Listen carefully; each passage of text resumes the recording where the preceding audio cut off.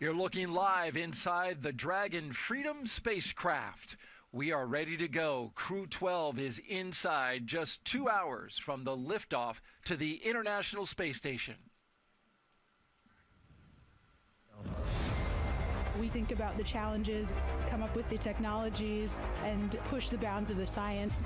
4, 3. The more ways that we can send humans into space, the better it is for our country and for the planet.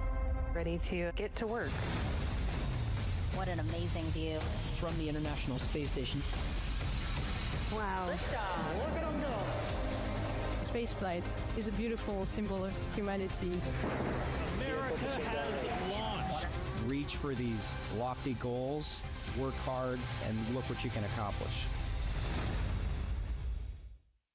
Good morning and welcome to America's Spaceport here in Florida. This is a live look at Space Launch Complex 40 at the Cape Canaveral Space Force Station. Today's T0 is 5:15 and 55 seconds a.m. Eastern Time. That's when Dragon Freedom, sitting on top of a SpaceX Falcon 9 rocket, will launch 4 crew members, including 2 NASA astronauts, to the International Space Station. And that is our new home for our commercial crew missions. Welcome, everyone. I'm NASA's Daryl Dale, and this is the official launch broadcast for Crew 12. With me this morning is NASA astronaut and retired Army Colonel Doug Wheelock, a.k.a. Wheels. That's right. That's the nickname. So great to have you here, Wheels. And you're giving us your insight into this launch and Crew 12's mission. You work in the astronaut corps. These are your friends and your coworkers who are going up today. We're happy to have you here. Well, we're very excited. It's a beautiful evening, early morning, perfect time for a launch, and we're very excited to get our crew up into the space station and get working on our science. Absolutely. And as we look out at this beautiful overnight picture of our launch pad, we've been here early in the morning, the entire SpaceX and NASA teams getting ready for this moment and getting ready for tanking, which starts at T-minus 35 minutes. We have a crew on board as well, and the crew flying today is the following. NASA astronaut Jessica Meir, she is our commander, and she is in the seat second from the right. There's her putting the arms up. We have NASA astronaut Jack Hathaway, who is seated to her right, your left. Got the mustache, and we see his knees and boots clearly in frame. And then we also have ESA astronaut Sophie Adenot. She is the mission specialist today, and she is on the far right of your picture. And then lastly, Roscosmos cosmonaut Andrey Fedyaev. He is our mission specialist, and he's all the way to the far left of your screen there in the corner. You'll hear much more from them in a moment. But first, here's a little more about Wheels. Let me tell the audience about you a little bit, because you do have quite the resume. Colonel Doug Wheelock joined NASA in 1998. He's a native of New York. He holds degrees in applied science and engineering from the U.S. Military Academy in West Point. He also has a master's in aerospace engineering from Georgia Tech. And there you see Colonel Wheelock. He's a dual-rated aviator and logged more than 7,000 flight hours on the space shuttle, as you see him launching right there with his friends. The retired Army colonel has spent more than 178 days in space.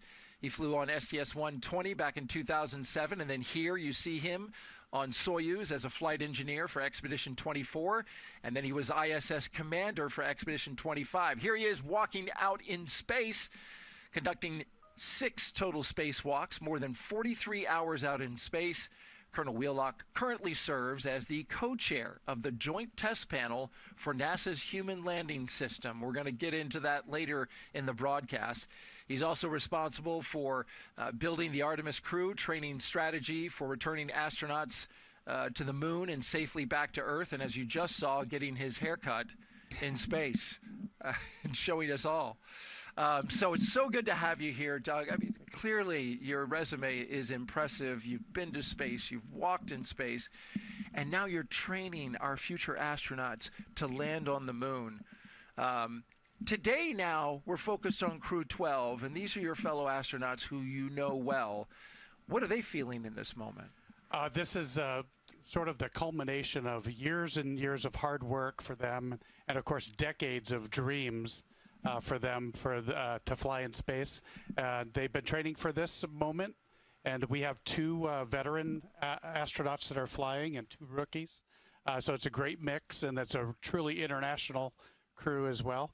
And we got an astronaut from ESA and two NASA astronauts, and of course a Russian Roscosmos Russian cosmonaut as well. Absolutely. And I think I've heard other astronauts say, and you would know this, once you've flown in space, you've got the two veterans, they like to see the rookies experiencing their first space flight. Right. There's real joy in witnessing others experience this magic of going to space. And so it's just a thrill for me to see these, I call them the youngsters now. They call me Papa Wheels. Some of these guys call me Papa Wheels. So it's just great to see them experience this euphoria of flying in space. And we're also excited to watch them through this broadcast. So now let's get you caught up with everything that's happened so far this morning as the crew prepared for launch. We have a little video reel that recaps everything. It began inside the historic astronaut crew quarters where SpaceX teams helped each crew member into their custom pressure suits. Before heading out, the crew paused for a final pre-launch tradition. You see it there, the card game, gathering around the table. It's a way to set the tone and leave any bad luck behind. Then it was time to step outside. The crew walked out to greet family, friends, and supporters, following a path walked by every NASA astronaut since Apollo 7 in 1968. A short time later, the crew climbed into their Teslas, beginning the ride out to Launch Complex 40, escorted by security through Kennedy Space Center and onto the Cape Canaveral Space Force Station. As they arrived at the pad, the crew got out and got their first close-up look at the Falcon 9 rocket that you see there. It's ready for the mission, and then they walked across their crew access arm in pairs, first the commander and pilot, then the mission specialist, and then we saw them climb into Dragon and get into their seats for flight. Inside the spacecraft, seats were rotated into position, and the suit leak checks were performed as the countdown continued. And now we are watching it all live. Crew 12, strapped inside Dragon Freedom, waiting on the next major milestones on the road to liftoff. We're going to be getting some communication checks. We're also going to see them check out their displays and do other pre-launch maneuvers and working through their checklist. But now it's a quiet time inside the capsule. Yes, they do have some time to themselves. Now, as you get closer to launch, there's some time compression as well. You just heard that the hatch is closed now, and so the time is going to start to compress for them as well. So. And here's a dual view. What you're looking at here on the left in the big screen is the crew inside their space capsule, inside their spacecraft, I should say. And then in the lower right, that's the crew access arm as it extends out to the rocket, bridging the gap between the spacecraft and the launch tower. That would be the way that astronauts in this moment, should something go wrong when we get closer to tanking, they have the option up until that point to use that crew access arm. But then once we get to tanking, then that crew access arm retracts away, and they have to have an emergency egress if something were to happen. We're also taking questions, as you can tell, as listening to Doug's biography and that little video reel. He's a wealth of information. So if you'd like to tap in and get a question into our astronaut, just look there at the bottom of the screen, hashtag #AskNASA. We'd love to hear from you.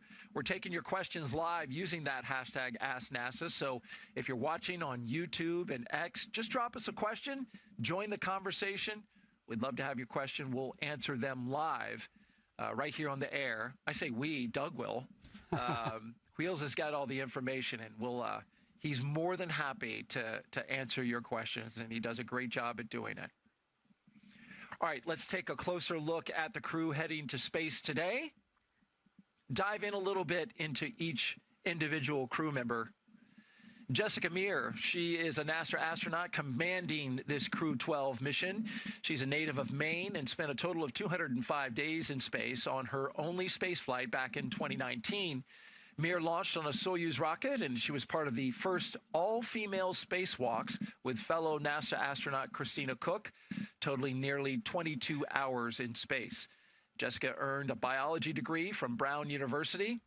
When not training for spaceflight, Meir enjoys skiing, hiking, cycling, and scuba diving. And she's conversant in both Swedish and Russian. Very smart commander, very capable, been to space, and you know her well. Absolutely. Jessica's awesome. I actually been in Russia with her while she was training as well. And I really admire her skills for learning a new language, because that was the toughest part of my studies, getting ready to fly on the Soyuz, is learning Russian. So. And she, just the other day at a press conference, they didn't have the translator. It wasn't on yet.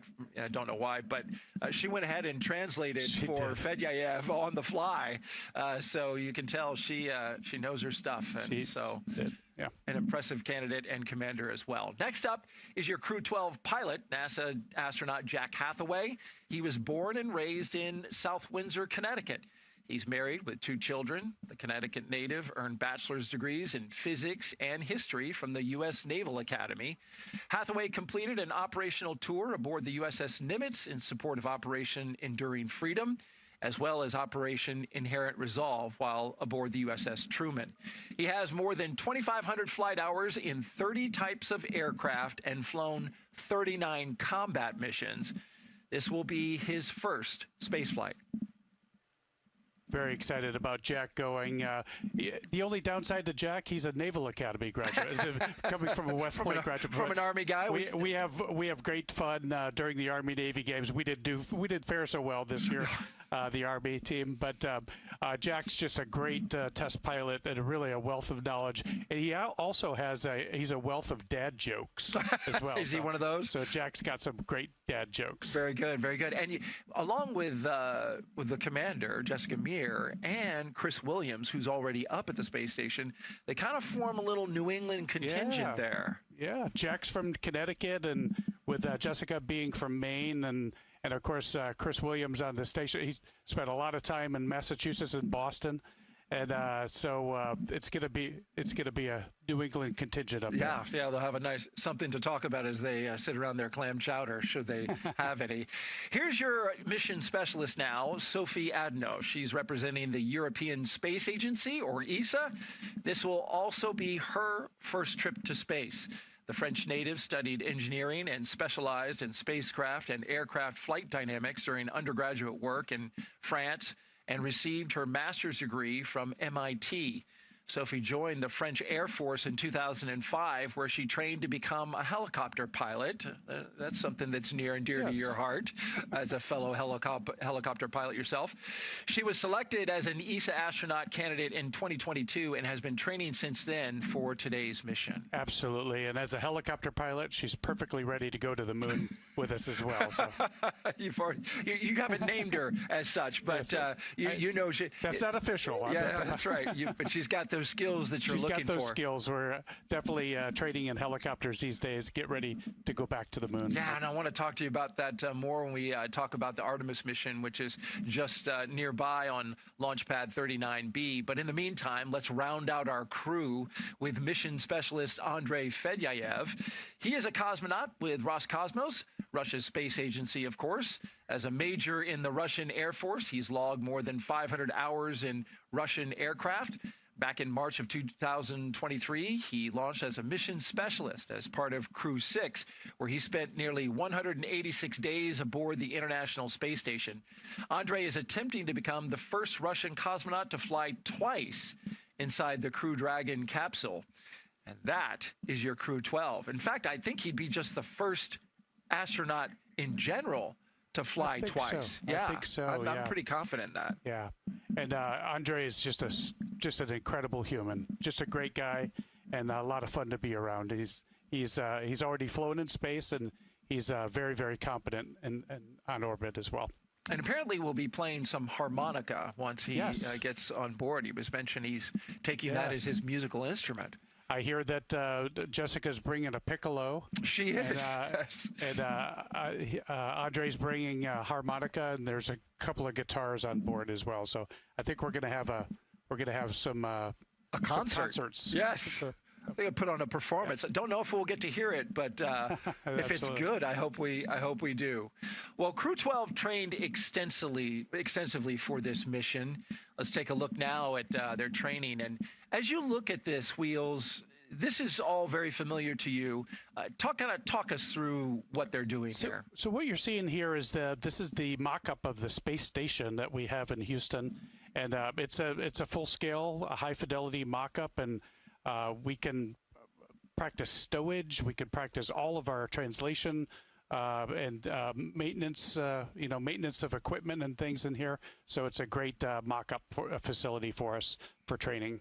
And then, of course, the training in the SpaceX simulator. Right, and this is a full-scale simulation of the spacecraft, the Dragon spacecraft. And then emergency training, of course. We do emergency training as well. We do medical training, medical emergencies, and reaction to that. We also, you can see Jack suiting up to get in the water, go underneath the water. We train in the neutral buoyancy lab in Houston. This is where we practice our spacewalks. We're in the water, and we can pull ourselves to neutral buoyancy as we work on the outside of the space station mock-up that's underwater. You spend a lot of time in that pool, right? Absolutely. Preparing for your own EVAs. Absolutely. We also do water survival. As you know, the SpaceX Dragon capsule splashes down in the water at the end of the mission. Right. And as we approach the liftoff of Crew 12, normally when a new crew arrives at the International Space Station, there's a brief overlap, a direct handover between the outgoing crew and the incoming one, which includes a formal change of command ceremony on orbit. But this time, it's going to be a little different. That ceremony already took place just before Crew 11's earlier return due to a medical issue involving one of its crew members. So Crew 11 had to come down just a little early. They safely splashed down in the Pacific Ocean off the coast of San Diego on January 15th, clearing the way for Crew 12's arrival today. Absolutely. And we were able to do some of that handover in Houston before the crew came into quarantine. So a lot of that has been accomplished already, and we're getting ready to do a handover with Chris Williams once they get to space. Absolutely. And as Crew 12 gets ready to launch, here's a pre-launch tradition that we would like to share with you, the signing around the mission patch inside the operations and checkout building. Of course, this is inside crew quarters where the astronauts are there, and there they got their patch front and center, but they get to put one on the side and then sign it. That's awesome. Yeah. This is a tradition that we do, and it's just a fun way to leave our mark. And their mark is left indeed as they just passed by this area. It's in the hallway there at astronaut crew quarters, the elevator just to the side.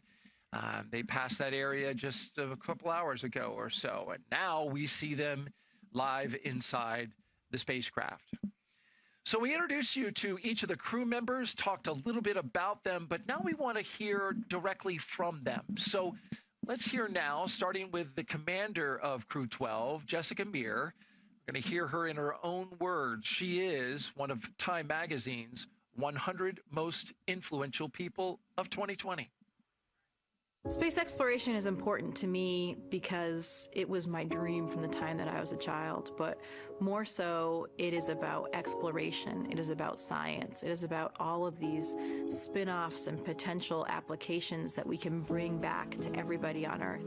It's not my mission or Crew 12's mission, it's really a mission for all of humanity and civilization for our entire planet. My name is Jessica Meir, and I'm the commander for NASA's SpaceX Crew 12 mission to the International Space Station. I grew up in a small town in northern Maine called Caribou. My mom tells me that I started saying I wanted to be an astronaut when I was 5 years old. From the time that I was young, biology was always my favorite subject, but still trying to participate in any type of space-related activity that I could get my hands on. I had always wanted to fly, so I started taking flying lessons at Brown as well. So I got to come here to the NASA Johnson Space Center and fly in NASA's Vomit Comet. Something that I found that is carried true into this job as well, that for me, when I have something that's both a mental and a physical challenge, that's really when I feel most complete. And so I had that in the Antarctic, I have that in this job as well. It certainly is this dream come true in being an astronaut. having had the incredible opportunity to fly to the International Space Station one time already and to be returning back there. Every experiment that we've ever done here on Earth has this omnipresent factor, this gravitational vector that we have all had from the beginning of the evolution of humans. So you can imagine if you remove a really large variable like that, there might be a wealth of anticipated outcomes, but there also may be some things that we don't know about. And that's the aspect of basic science that appeals to me so much, because the joy of science is these unexpected outcomes. A lot of our greatest scientific discoveries have not been from the hypothesis that the scientists went in on, but some completely unexpected result. And that's when things get really exciting. So to me, the basic science that we're conducting on the International Space Station has a lot of potential. Both Jack and Sophie are rookies. They haven't been in space before.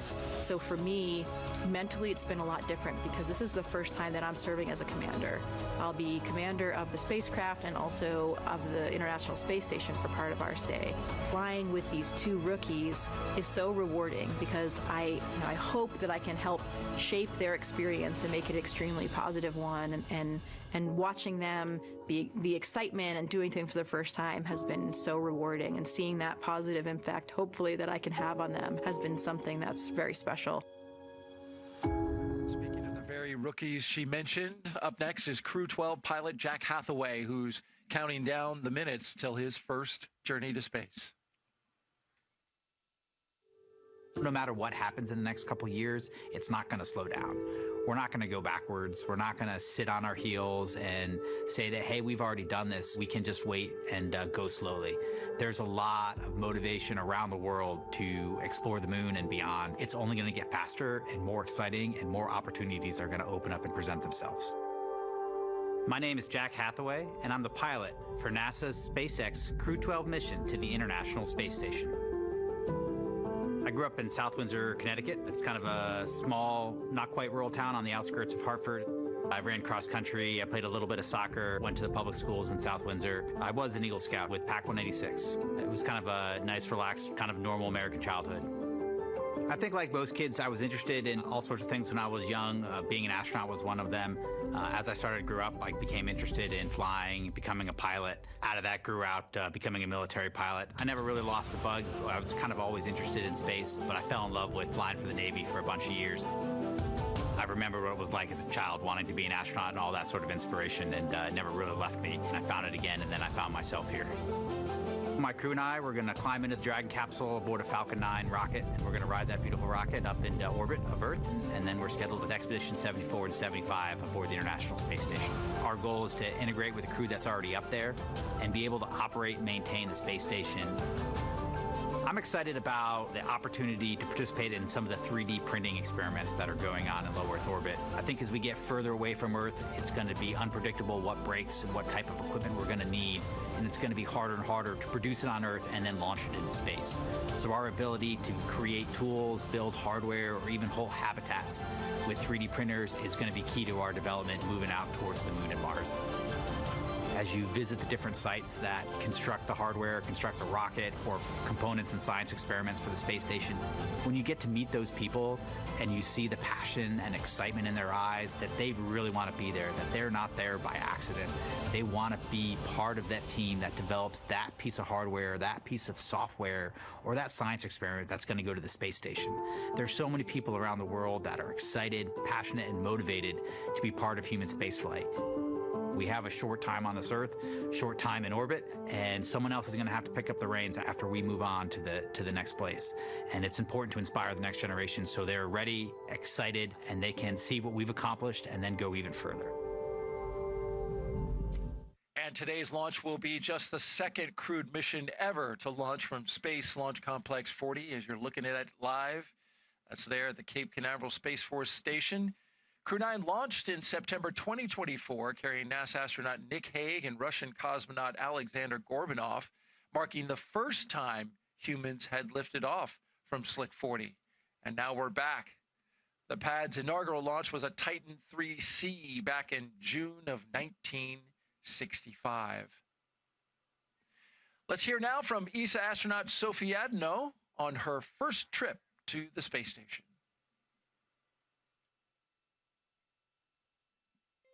For space exploration, I really love the sense of wonder. Every step we take forward enables us to push our limits. My name is Sophie Adenot, and I'm a mission specialist for NASA SpaceX Crew 12 mission to the International Space Station. I was born in the countryside in the middle of France, in Burgundy, and out there was not a ton of technology, but there were beautiful skies and beautiful stars. So during my childhood, I spent many hours stargazing. I just read a lot about spaceflight, but to be honest, I had no idea how I could make this dream come true. And then when I was 14 years old, I read an article about the launch of Claudie Adenot. She was the first French woman astronaut. It was a mind-blowing moment for me because then from that day on, I thought she made this dream come true, so why not me? The path was long and challenging, but I wouldn't remove any of the challenges on the way, and I loved this whole path to becoming an astronaut. Training is so varied. We've been diving into simulations, robotic operations, safety drills, emergency rehearsal of all of the actions in case of a fire. We've learned to pull a tooth out. We have learned together to respond to a depress, a rapid depress on board the space station.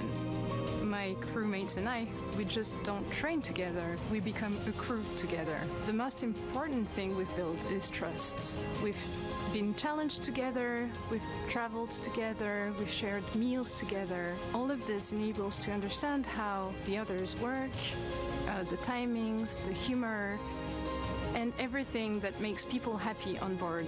And it really what matters when it's about being in close quarters, 250 miles above the Earth. T-minus 1 hour and 33 minutes and counting as we look down at Launch Complex 40. Finally, Roscosmos cosmonaut Andrey Fedyaev sharing his thoughts as he prepares for his second flight aboard Dragon to the International Space Station after making his first space flight. Dragon, SpaceX, for your awareness, closeout team has departed the crew arm. Now heading back as a member of Crew 12 almost 3 years later. Dragon copy. Решение воссоздано именно в 10-м, в 11 классе, когда я принял решение, что хочу стать космонавтом, и поступал в летное училище. Меня зовут Андрей Федяев, я специалист полета Крю-12 на Международную космическую станцию.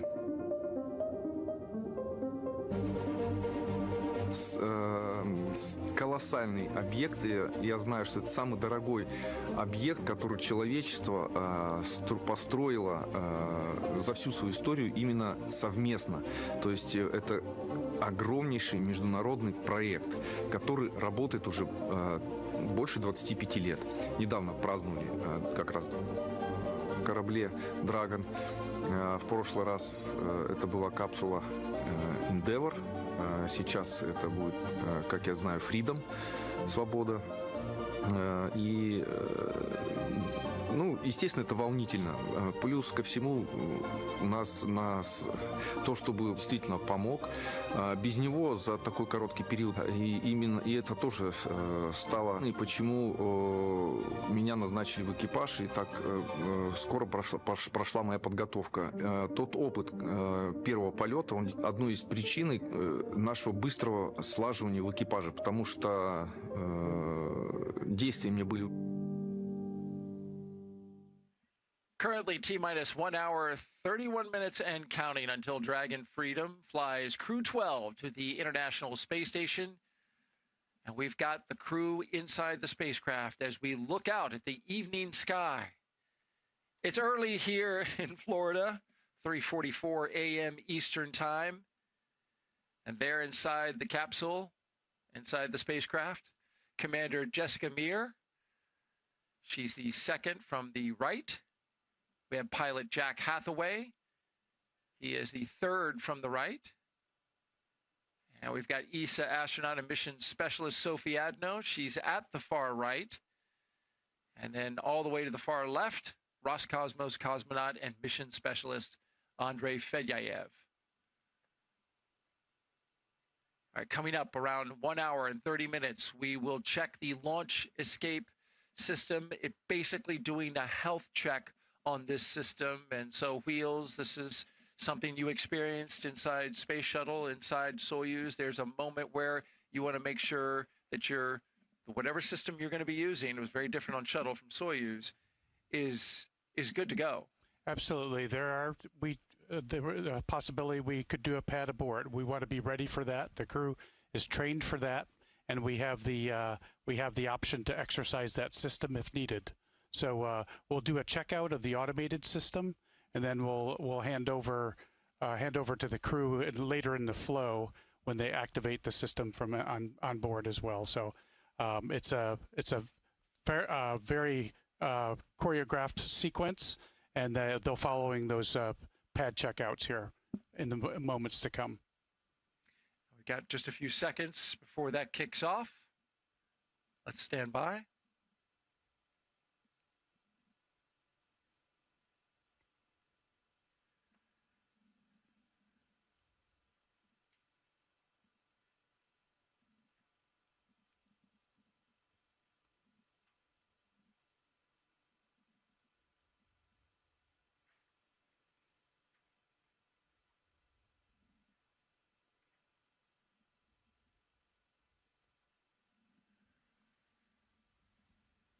While we wait to hear that loop kick in, talk a little bit about the weather. You can see in the bottom right-hand side of your screen has our beautiful shot from our helicopter team here at the Kennedy Space Center, providing this live view encircling Pad 40.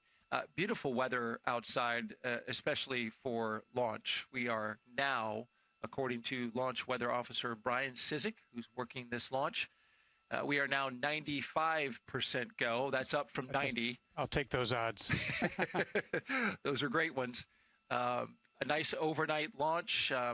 There was a weather discussion, about a front that just recently came through. We do have a few showers off in the Atlantic, but they're 50 to 60 miles away. The only very mild concern would be a possibility of a cumulus cloud rule or flight through precipitation violation. But now that it's down to a 5% chance, I mean, that just, as you said, bodes extremely well for our launch today. Those are great odds. And so I think we're going to see a beautiful nighttime launch, and it's going to light up the night, and we're very excited about our crew getting ready to go. That's right, T0, 5:15 and 55 seconds a.m. Eastern time. And what a beautiful launch it will be. We've got questions coming in already. Folks up at this hour, but we've got people all around the world, and it different time zones. It could be, one of those good hours. So let's go ahead and take a few questions now and see what's on folks' mind as they probe the mind of Wheels. Leroy Jones asks, what is the first thing astronauts like to do when they get released from quarantine? When they get released from quarantine. I don't suppose they're released from quarantine until they come back from space. So that's true. That's true. So when they get out of quarantine, they're heading to their rocket. So but coming back from space, it takes a few days of testing once you get back on the ground, and then you're released to see your families. Now, there's certain things they don't want us to do. They don't want us to drive for 45 to 60 days because of just sort of motion parallax and things, some other things that could be confusing to your brain once you get on the ground. So, and they're very reticent to let us run outside as well because your balance system is a little bit topsy-turvy when you first get back to Earth. It's like a toddler. I tell my son, don't run, don't run. Is that something you have to tell yourself? True. Like, That's don't true. run. That's very true. And actually, when you get to space, too, there are very basic things you have to sort of relearn in zero-G or micro-G. You have to learn how to brush your teeth, how to drink water, how to eat food, how to go to the bathroom, all these things you sort of have to relearn once you get to space. Maybe you don't feel like running either, right? I mean, you're aware of what you're capable of doing? Yes, absolutely. And there are some, obviously some muscle atrophy and some bone loss and things like that we experience on long duration flight. And so those things can play havoc on us in rehabilitation as well. All right, great question. Thank you for that, and keep them coming. Just use the hashtag AskNASA on YouTube and X, and we may feature your question live. Let's talk ISS research now. Crew 12 is headed to the International Space Station where they will be doing their research. And here's a closer look now at how some of the great science work is happening up there in low Earth orbit to improve life for us here on Earth. The International Space Station isn't just a symbol. It's a powerhouse of cutting-edge science, constantly revealing secrets that defy Earth's limitations and drive us farther into the cosmos. Our mission is research and science. We have experiments mounted on the outside of the station that are looking at Earth. We study our own bodies and how they react to space, to weightlessness, to radiation. And that helps not only us go on further in future missions, but also helps for medical research back home. And then we study lots of different things as well, like materials, combustion, all sorts of things that help us understand life back on Earth. Yeah. Microgravity doesn't play by the rules. It flips them upside down, transforming how liquids flow, how flames burn, and unraveling biological mysteries before our eyes. I saw some heart tissues beating in space, and it was incredible. So, Tom, we see that top one beating. Looks like happy heart cells. But we're not just along for the ride. We're explorers, diving headfirst into the challenge and harnessing the power of this unparalleled platform, just as we have been for decades.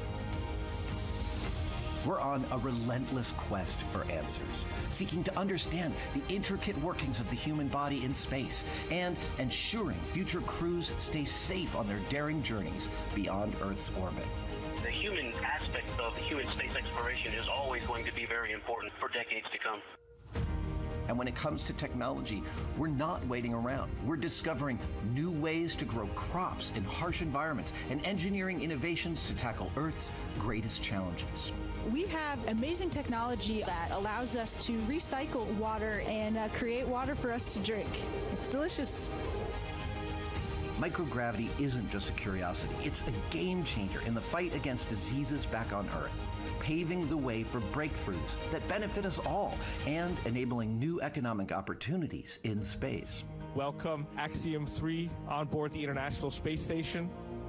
From our vantage point more than 200 miles above Earth, we are not just spectators. We're gaining unprecedented insights into the world we call home, and we're sharing our findings openly. We're not just achieving results today. We're sparking inspiration in future generations of explorers and embracing the power of global collaboration as we reach for the stars. What was your favorite experiment on the International Space Station? Toby, great question. My favorite experiment was the one that I got to eat. It was us growing hatch chili peppers in our plant habitat. Station Huntsville on 2, we have video in Node 1. Look at those chili peppers. And as we soar through space at 17,500 miles per hour, each moment is a step closer to unlocking the mysteries of our Earth, our universe, and propelling our pioneering spirit even farther into space. So come along for the ride aboard the International Space Station. T-minus 1 hour, 22 minutes and counting. Let's take you inside Mission Control now in Houston, where flight controllers are continuously monitoring the International Space Station and the people on board. NASA's Anna Schneider is there live in Houston at Johnson Space Center. Anna, good early morning to you. Good morning, Daryl. Yes, I am joining you live from Mission Control Houston inside the International Space Station Flight Control Room at NASA's Johnson Space Center here in Houston, Texas. Currently on console, the Orbit 1 team of flight controllers continue to prepare for today's launch, led by Flight Director Garrett Hain. Today, we will be launching the 12th rotational crew mission to the International Space Station under the agency's Commercial Crew Program. Following Crew 12's arrival to the space station, targeted for Saturday at at 2:15 p.m. Central, 3:15 p.m. Eastern. The space station will have a total of 7 crew members representing 3 different space agencies, including NASA, the European Space Agency, and Roscosmos. After tomorrow's docking and hatch opening, Crew 12 will join Expedition 74, including NASA astronaut Chris Williams and Roscosmos cosmonauts Sergei Kudzvirshkov and Sergei Mikhaev. This trio arrived at the space station aboard the Soyuz MS-28 spacecraft in November, and once on board, Crew 12 will complete a safety briefing and orientation before jumping right in to continue the science and technology demonstrations taking place in the orbiting lab's unique microgravity environment. Expedition 74 began in December following the departure of the Soyuz MS-27 spacecraft and will continue into July of this year. Following the departure of the Soyuz MS-28 spacecraft in July, which will carry NASA astronaut Chris Williams and his Roscosmos crewmates back to Earth, Expedition 75 will officially commence, led by Commander Jessica Meir, who is also commander of the Crew 12 spacecraft today. All of this, of course, coming up after today's launch, so for now we will continue with the countdown, and with under 2 hours before launch, we'll send it back to the Space Coast to Daryl and Doug. That's right, and we are here at the Kennedy Space Center in Florida, looking out at Launch Complex 40 at the Cape Canaveral Space Force Station. Right now, Crew 12 is inside Dragon Freedom, and so far Crew 12 has completed their comms checks, make sure they can communicate. They're working on those with the teams on the ground. Their seats have rotated from their upright to reclined launch position, which allows them to see and access, of course, those display panels in front of them. They have also completed their suit leak checks to make sure their spacesuits are working properly. And they do that twice, Wheels, both before as they're suiting up, and then they check it again once they're in the spacecraft.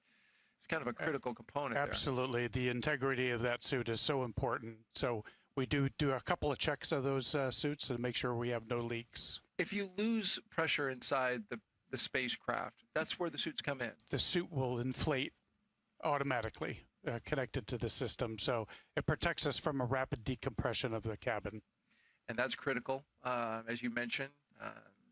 Of course, the spacecraft is well sealed, especially at the hatch, but because spaceflight is such a risky endeavor, you never know what will happen, and so having a spacesuit that can act as your little Earth, provide the oxygen and the pressure, is critical.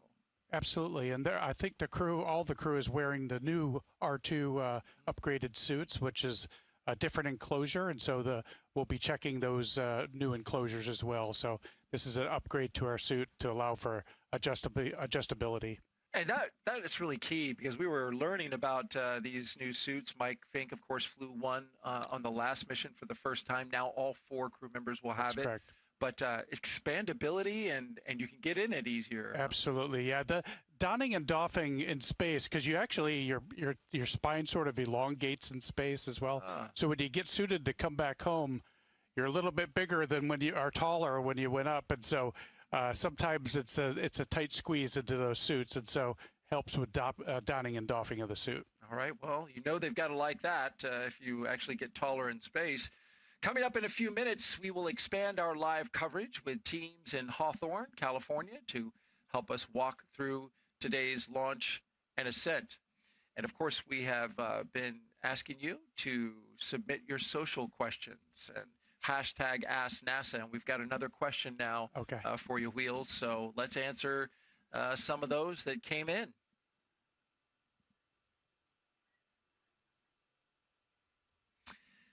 Josh Ree asks, what would the astronauts do the last couple of hours before launch? Well, we're in the last couple of hours. Absolutely. They're actually in their spacecraft about 2.5 hours before they launch. And they're sitting sort of on their backs with their feet up. And you might try this at home. You could lay on the floor next to a chair or the sofa and put your legs up on the chair and sit like that for 2 hours, 2.5 hours. And so that's that's sort of the position they're in right now. And so it can be get a little uncomfortable. And so, but you can move around just a little bit to kind of, now other spacecraft that I flew with the Soyuz, and it was kind of a tight squeeze for me. And so your knees are up closer to your chest in that one. So And the space shuttle was very similar to the SpaceX Dragon capsule as well. And there's only a certain amount of time that any individual, an astronaut included, who's in excellent physical shape, can stay on their back. It's not an issue with the spacecraft loading because they load their propellant with the astronauts in there. So That's shorter true. time. That's true. Yeah, that's right. Now it is important. We got to integrate the crew to the spacecraft as well. So, and those things take time, and they come in sequence as well, to include the suit leak checks and things like that. So. Well, before they got on board the spacecraft, as you see them here, one of the first things that Crew 12 did was design their mission patch. Take a look at this. The enchanted forest that you see kind of encircling in the middle there, that reflects the crew's shared love of four bright stars. I'm sorry, the shared love of nature, their shared love of nature, and their optimism for the future. Then you also see four bright stars throughout the patch there. Those light the night sky, one for each crew member, with the smaller stars nearby around them representing the children who inspire them. At the center, you see the Dragon breathing fire, symbolizing the energy and determination driving this crew's journey to the International Space Station. And along the curve of the Earth below, you see the flags of the crew's home nations that remind us that this mission is built on strong global partnerships. And of course, they have the support that carried them with the Roman numeral 12 at the bottom. That's a nice patch. I love it. The symbology is incredible. And actually, as Jack and I think it was Andrey and Sophie had mentioned, they came from small towns. And so they were, nature was their playground. So the dark skies and the beautiful stars at night, that allowed them to dream about things that could be. It's great to see that inspiration and that passion molded into the patch. And, you know, they all seem to have a little bit of artistic flair to them with the musical instruments and whatnot. So it is a beautiful thing to see. As they are settled into their seats there, every crew member, we talked about this earlier, who goes up into orbit takes some reminders of home with them. Here's what Crew 12 is taking up. Jessica Meir is bringing her piccolo, as you mentioned. Yeah. That should be interesting. She teased that maybe we might get to hear that in some form or fashion, so we'll have to stay tuned for that. Of course, she's also bringing different mementos from different institutions, organizations, universities. She's bringing a small stuffed rabbit that belongs to her 3-year-old daughter. There are actually 2 of them. One will stay on Earth with her daughter, and then the other one will go up into space, and they will share photos back and forth during the mission with that rabbit, and that's precious. Jack Hathaway is bringing something that he's flown as a personal gift that he's going to give back when he gets back on Earth. Sophie Adenot is bringing the mission patch of Claudie Hagnier, the first French woman astronaut who flew to space on August 17, 1996 aboard the Soyuz TM-24 mission. Hagnier inspired Adenot and so many people in France to do what she wanted to do in order to honor her. And so that, of course, inspiring her as an astronaut. And then Andrey Fedyaev is bringing a small thing, like some gifts that he's going to take up into space, then bring back and give them to friends. Absolutely. And you'll see the crew will reveal their zero-G indicator as well once they get to space. And so we'll leave that for the crew to tell us all about that when they release that zero-G indicator. Looking forward to that. Every single crew since going all the way back to the very first Demo 2 mission in 2020 brought a zero-G gravity indicator. So yes, we will await to see what this crew has in store for us.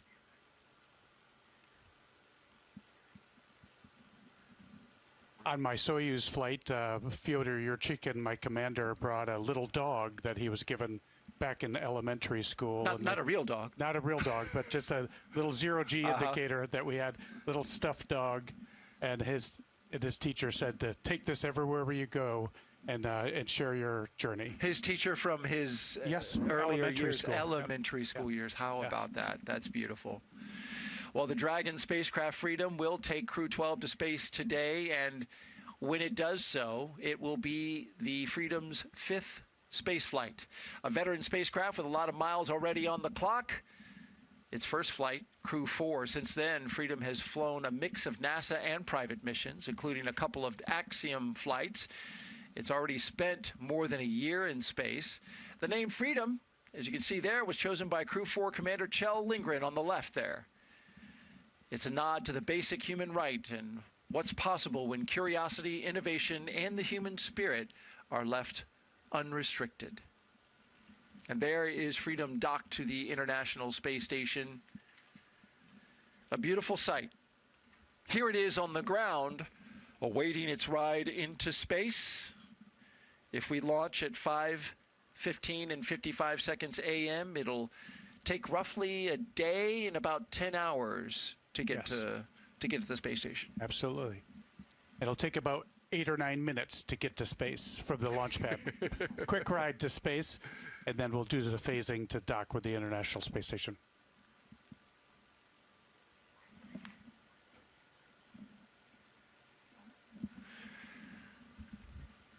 And welcome to those of you joining us for our live coverage of NASA and SpaceX's Crew 12 mission to the International Space Station. We are now inside the final hour, or roughly, we're getting close to the final hour before liftoff, currently at T-minus 1 hour and 10 minutes, as we move into this critical phase of the countdown. In a moment, we will be joined by our colleagues at SpaceX. To reintroduce you to all of you out there watching, I'm NASA's Daryl Nail, and for the past hour, I've been joined by this man, Wheels, NASA astronaut and U.S. Army Colonel Doug Wheelock, a veteran space flyer who's been helping break down today's mission and answering your questions, and you've been doing a great job at it. We really appreciate it. I appreciate that, Daryl. So exciting to be here with you. Sharing your knowledge and your information and your experience has been a tremendous value to this broadcast. Crew 12 is launching from Space Launch Complex 40 at the Cape Canaveral Space Force Station. We're lifting off at 5:15 and 55 seconds a.m. Eastern Time. And as we mentioned, it's just a little more than an hour away. Once this crew arrives at the station, they will join Expedition 74. Now here's a look back at how this morning unfolded as the crew prepared for launch. The day began inside the historic astronaut crew quarters, where SpaceX teams helped each crew member into their custom pressure suits. Before heading out, the crew paused for a final pre-launch tradition right here, gathering around the table for a card game, a way to set the tone and leave any bad luck behind. Then it was time to step outside. There they are, walking the path walked by every NASA astronaut since Apollo 7 in 1968. A short time later, the crew climbed into their Teslas after saying goodbye to their families and loved ones. Then in pairs, after they arrived to the launch pad, they checked out their rocket, got their close-up look at the Falcon 9. There you see them walking right next to the rocket, which is right there before they climbed the launch tower. And then in pairs, they walked across the crew access arm. First the commander and pilot, then the two mission specialists, and then we saw them climb into their Dragon and get into their seats for flight. As you see here, they articulated their seats, basically rotating them into position. They did their suit leak checks and their comm checks as the countdown continued. And now we are back live, watching them live, both on the pad and inside the spacecraft, strapped inside Dragon Freedom, waiting on the next major milestone on the road to liftoff. It's been a good journey, and we've been tracking it the whole way. Wheels? Absolutely, yep. And now things are going to start to pick up once we get inside of an hour. You'll hear some things on the loops that will be sequence tests that go on as we get ready for launch as well. And with that hatch closed, I imagine there's a very specific type of quiet inside that capsule, inside the spacecraft. There's a little bit of nervousness that goes on. I'm sure that Jack will provide some dad jokes to sort of lighten the atmosphere a little bit. But yeah, it's game time. So it's the crew is getting into the zone. They're probably talking about maybe reviewing in their mind their initial steps, and so they're ready to go. All right, speaking of ready to go, at this time, we're expanding our coverage to include our partners at SpaceX. So let's welcome in our team joining us live from Hawthorne, California. Good morning. Or in your case, good evening. Are you still on yesterday? Yeah, I think so. Well, no, it looks like you're with us. You're today. It's good morning. Thanks, Daryl. I'm Jessie Anderson, a senior production and engineering manager here at SpaceX. And I'm Sandra Jones with NASA Communications. We are excited to be joining you once again from Hawthorne. It is always a pleasure to be here, especially today as we count down to liftoff of Crew 12 just over an hour from now. As the name suggests, Crew 12 is our 12th operational mission with SpaceX, flying astronauts for long-duration missions to the International Space Station, and the 13th as a part of NASA's Commercial Crew program with SpaceX. Today's crew will fly aboard Dragon Freedom, which first supported NASA's Crew 4 mission in 2022, and since then has flown several missions, including Axiom missions 2 and 3 and NASA's Crew 9. Crew 12 will be Dragon's 17th visit to the space station with crew on board and its 20th human spaceflight mission overall. So let's meet today's crew. In the commander seat is NASA astronaut Jessica Meir, who spent a total of 205 days in space on her first spaceflight back in 2019 and was part of the first all-female spacewalks. She holds a biology degree from Brown University. Next to Meir is pilot Jack Hathaway, making his very first flight to space. The Connecticut native earned bachelor's degrees in physics and history from the U.S. Naval Academy, and he has more than 2,500 flight hours in 30 types of aircraft and has flown 39 combat missions during several military operations. Serving as a mission specialist is Sophie Adenot, representing the European Space Agency, or ESA. The French native studied engineering and specialized in spacecraft and aircraft flight dynamics during undergraduate work in France and received her master's degree from MIT. This will also be her first trip to space. And rounding out this crew is Roscosmos cosmonaut and mission specialist Andrey Fedyaev. As a major in the Russian Air Force, he's logged more than 500 hours in Russian aircraft. Back in 2023, he launched as a mission specialist as part of Crew 6, where he spent nearly 186 days aboard the International Space Station. Once on board the International Space Station, Crew 12 will become members of Expedition 74 and add to the milestone of over 25 years of humans living and working aboard the International Space Station. Crew 12 will contribute to hundreds of experiments aimed at advancing research and technology for missions to the Moon and Mars and to benefit humanity back on Earth. This research includes using the unique microgravity environment of the space station to study pneumonia-causing bacteria and how they can lead to long-term damage in the heart. This research could lead to new methods to manage cardiovascular health and infectious diseases here on Earth. So we're looking forward to hearing more about the research that continues to take place on Space Station later in today's broadcast and how it helps NASA prepare to return to the Moon and go on to Mars. But for now, let's check in with another member here in Hawthorne, Kate Tice. Kate, how's it going? Hey, Sandra, thank you, and good morning to all of you watching. I'm Kate Tice, Senior Quality Systems Engineering Manager here at SpaceX, and I'm excited to be joining you again today from right outside Mission Control in Hawthorne, as you can see just over my shoulder. Now, as we continue to count down to launch, we'll walk you through what to watch for as the clock nears T0. It continues to be a smooth countdown, and we're looking good for an on-time liftoff at 5:15 a.m. Eastern Time from Space Launch Complex 40 in Florida. Coming up here at T-minus 45 minutes, we'll be listening for the team to report their readiness for propellant load with a final go, no-go poll. Now, here on the ground in Hawthorne, Mission Control is staffed around the clock to monitor Dragon and the mission all the way from launch to docking. The same teams that you see right there on your screen today will hand off the mission from shift to shift, maintaining continuous awareness from liftoff through rendezvous and docking with the space station and all the way through splashdown when the crew returns home. Inside that room there, Mission Control, there are 6 key positions on console today, and each of them are focused on a specific aspect of the mission. The mission director is the person leading the room. They coordinate the team and make real-time decisions to ensure mission success. The mission director, who you will hear referred to as MD when we talk to them on the nets. Dragon, SpaceX, for your awareness, ground is stepping into cycling the orbit tank isolation valves to equalize low flow pressure. Dragon copy. All right, so the comms there, I'll get to that person in just a moment. The mission director who I was referring to, that individual also supports the Falcon launch director, or LD, during the countdown. Now, the voice that you just heard is our crew operations and resources engineer. You see there on your screen. Today, we refer to that person as core throughout the broadcast. Our core today is Mary Cooper, and she will be the primary voice talking to the crew while they are on board Dragon on the way to space.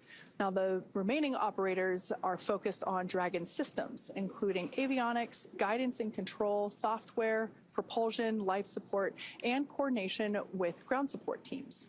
And across the country, our Falcon 9 and Dragon teams, along with key NASA launch personnel, are stationed in the Launch and Landing Control Center at SpaceX's Hangar X in Florida. Now, as we move inside the final hour, teams across both rooms will be reviewing data from their final checkouts in preparation for retraction of the crew access arm and the start of propellant loading.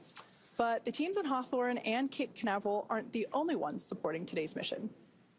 That's right, Kate. NASA has its own team at the Johnson Space Center in Mission Control in Houston, Texas, who will be checking in with us as we progress toward today's launch. This is where NASA's Anna Schneider is located, who will share the latest updates from Mission Control as they have been busy preparing the International Space Station for Dragon's arrival. The team over in Houston recently gave their go for launch, confirming the station and its systems are ready to receive the Dragon, Freedom, and the new crew.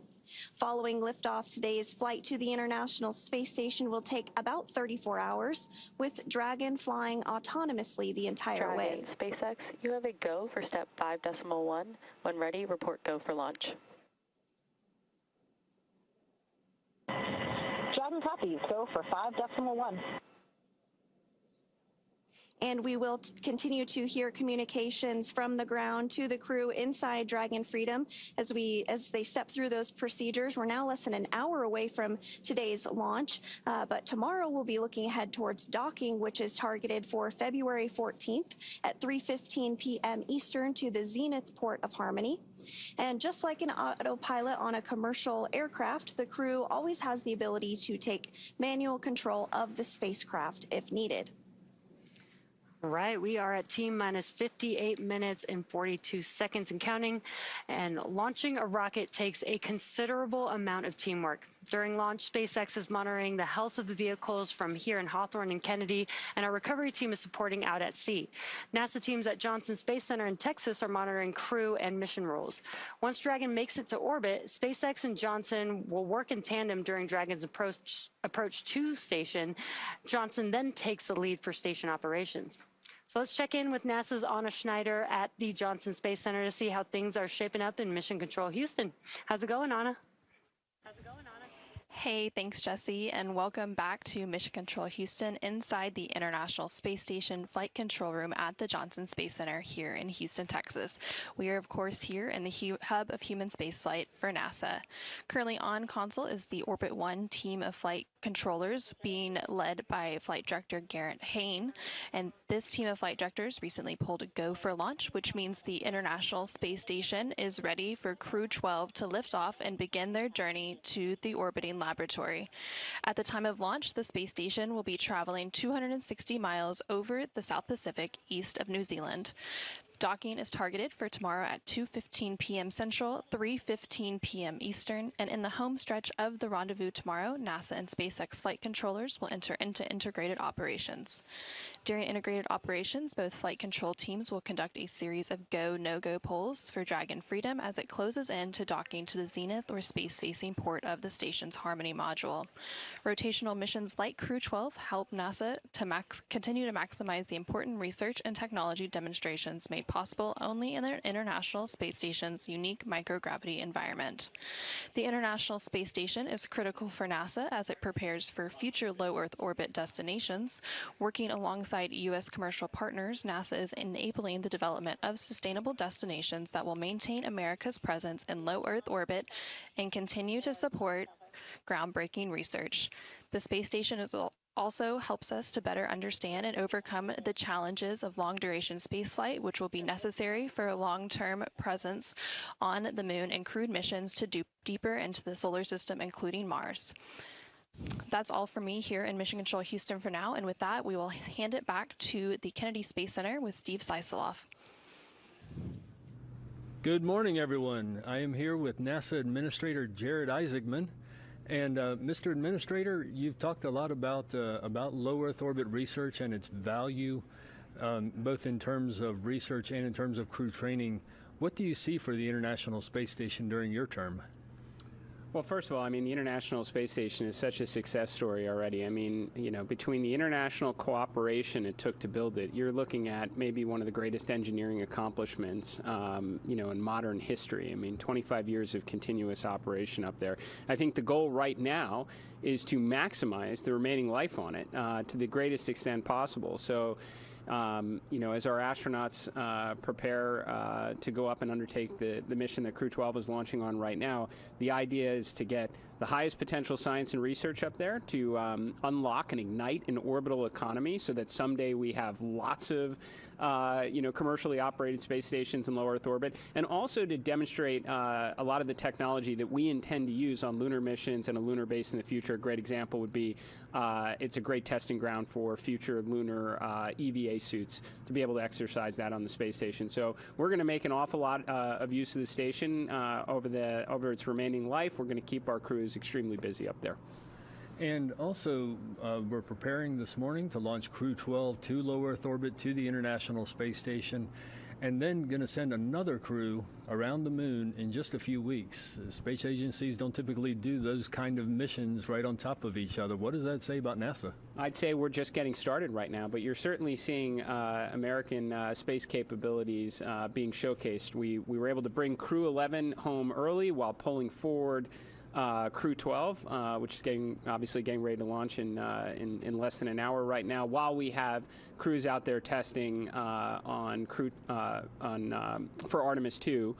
We're doing a series of kind of mini wet dress rehearsal tests today. Make sure we give that vehicle the highest probability of success to get off the pad in early March. What a great problem to have! Multiple crew-rated vehicles out on the pad right now. I hope this becomes more commonplace to such an extent that maybe in the years ahead, having 2 vehicles ready to go to space with astronauts seems like an easy day. Excellent. Well, there you have it. Words from our new NASA Administrator, Jared Isaacman. And we're going to go back to Daryl Nail. All right. Thank you very much, Stephen and Administrator Isaacman. Great to hear from him as, you know, we see this shot orbiting Launch Complex 40.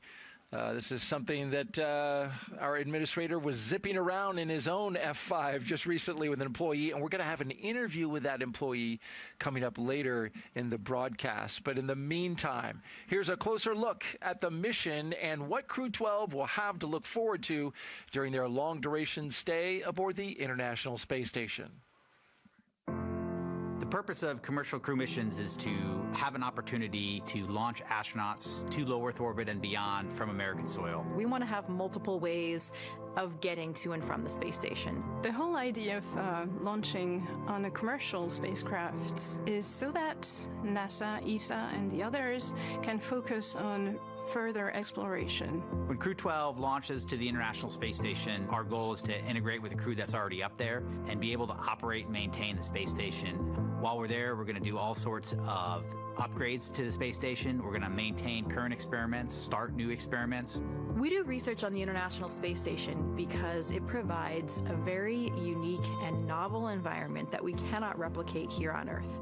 Every experiment that we've ever done here on Earth has this omnipresent factor, this gravitational vector. So you can imagine if you remove a really large variable like that, there might be a wealth of anticipated outcomes, but there also may be some things that we don't know about. And that's the aspect of basic science that appeals to me so much, because the joy of science is these unexpected outcomes.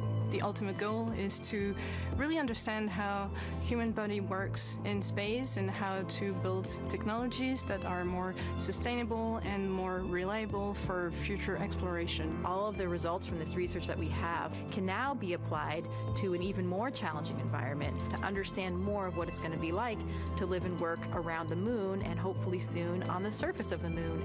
The same is true for Mars. International cooperation is so important because space is really challenging. I think one of the great parts of the International Space Station is that we do it all together as a human race, as humanity pushing forward out into the stars. It's like the ultimate potluck dinner. Everyone brings its signature dish, its own expertise, and then we're sharing and gathering, sharing resources, sharing knowledge, sharing scientific experiments. I think it's part of human nature that we use this exploration to make our lives better here at home and then also satisfy that natural human curiosity to see what's over that next hill. If we didn't have this within us, this inherent capacity to look around the corner, to go further, we never would have even uncovered all of the continents or oceans on this planet. It pushes us to imagine more, to find solutions. It is about exploration. It is about science. It is about all of these spin-offs and potential applications that we can bring back to everybody on Earth. Pushing the boundaries is kind of natural for me and natural, I think, for a lot of people to want to see where we can go next and what is the next thing that we can develop. And for me, it's all about sharing this mission. It's not my mission or Crew 12's mission. It's really a mission for all of humanity and civilization, for our entire planet.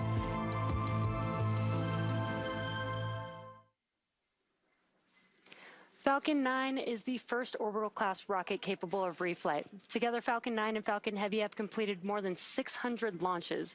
And we can't have reflights without landings. Today's mission will actually be our first landing at Landing Zone 40 in Cape Canaveral, which is our newest recovery site. Now, while today's booster is on its second trip to space after most recently supporting a SpaceX Starlink mission, we're working towards qualifying our fleet of Falcon boosters and fairings to support 40 missions each. Reusability allows SpaceX to refly the most expensive parts of the rocket, which in turn drives down the cost of space access. Our current Falcon 9 flight leader has flown 32 flights, and across the fleet, we've completed more than 500 reflights. Another innovation SpaceX has been working on is the intravehicular spacesuits, or IVA suits, that astronauts wear during Dragon missions. The new IVA suit debuted during the Crew 11 mission last year, worn by NASA astronaut Mike Fink. The design incorporates changes developed for the Polaris Dawn mission's extravehicular activity, or EVA suit, and will ultimately help us scale suit production and aid our ability to manufacture IVA suits in the numbers needed to make life multiplanetary. And for today's mission, all astronauts on board are wearing the new IVA suit. And the Crew 12 astronauts are staying comfortable in their spacesuits right now as they prepare for liftoff, now in 48 minutes from now. They'll remain suited up through the launch portion of today and during dynamic events, but once on orbit, they will be able to get out of their spacesuits and get comfortable for the remainder of the ride uphill before getting suited back up shortly before docking to the International Space Station for their science and research mission as a key stepping stone to NASA's Moon to Mars efforts. SpaceX shares NASA's goal of returning to the moon, approaching the mission with the same determination that returned human spaceflight capability to America under NASA's Commercial Crew program, and building a self-growing city on the moon in the next 10 years. To unlock that future, SpaceX's HLS team has completed dozens of milestones tied to developing systems, infrastructure, and operations needed to safely land astronauts on the moon. While many of SpaceX's remaining HLS milestones are tied to flight tests, such as ship-to-ship propellant transfer demonstration. SpaceX is fabricating a flight-capable Starship HLS cabin that will demonstrate high design maturity for the system supporting humans on the moon and provide a highly realistic training experience for future astronauts.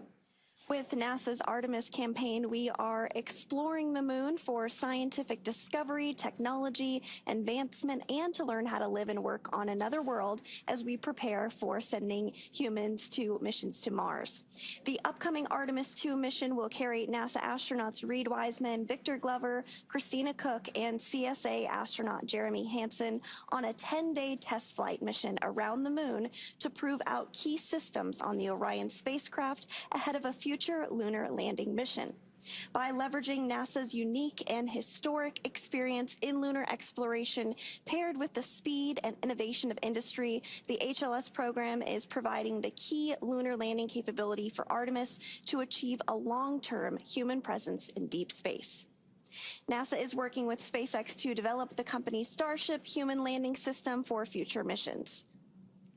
Cargo variants of the Starship lander will be capable of landing unparalleled capacity directly on the surface, including large pieces of equipment and infrastructure.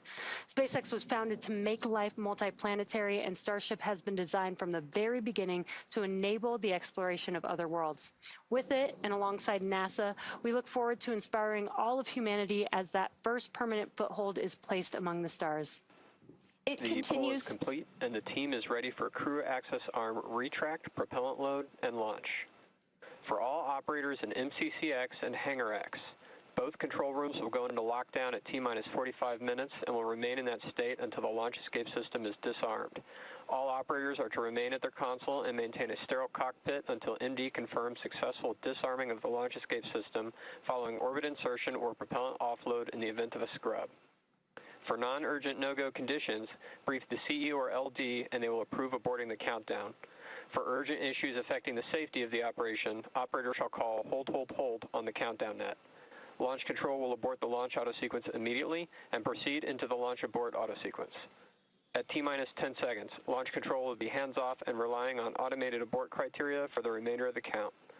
Operator shall advise the launch director whether structural breakup or fire is imminent or occurring per Dragon manual escape flight rules. Launch control, you may proceed with arming the crew arm for movement. Cadet proceeding to arm the crew arm for movement. And we did just hear that call out that there is a go for a crew arm to retract, so we are going to be able to actually see that movement here on our screen crew here arm shortly. Retraction has started. So as you're watching that on your screen, we also got a call out for propellant load. This is a milestone that we're going to be following along throughout the next 44 minutes or so before launch, and we'll keep you apprised of updates as that moves on. And it continues to be an exciting time in human spaceflight, both for lunar missions and, of course, a little closer to home. Speaking of, let's get back to today's mission to the International Space Station and check in with Kate on the status of the countdown. Kate? Thanks, Sandra. So we're now just about 44 minutes from launch. And as we heard moments ago, the SpaceX launch director has pulled the team for their readiness on both propellant loading and launch. This is basically the final roll call for the teams. Both the NASA teams checked in, the launch director, the mission director. Each team confirmed that they are healthy and ready to proceed.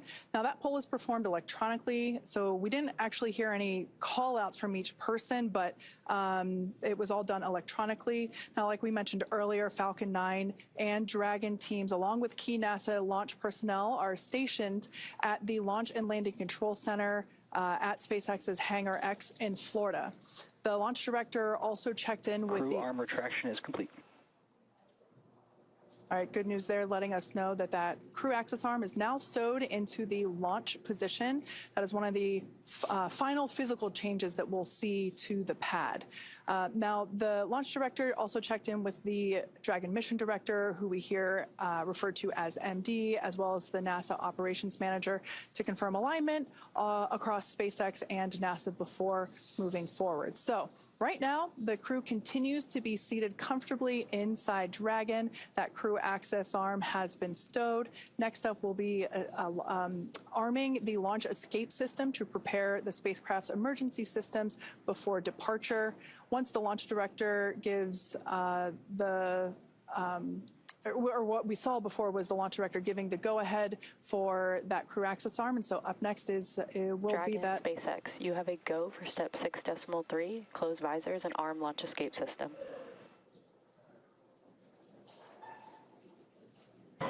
Dragon copies. We're ready to close visors and arm the launch escape system.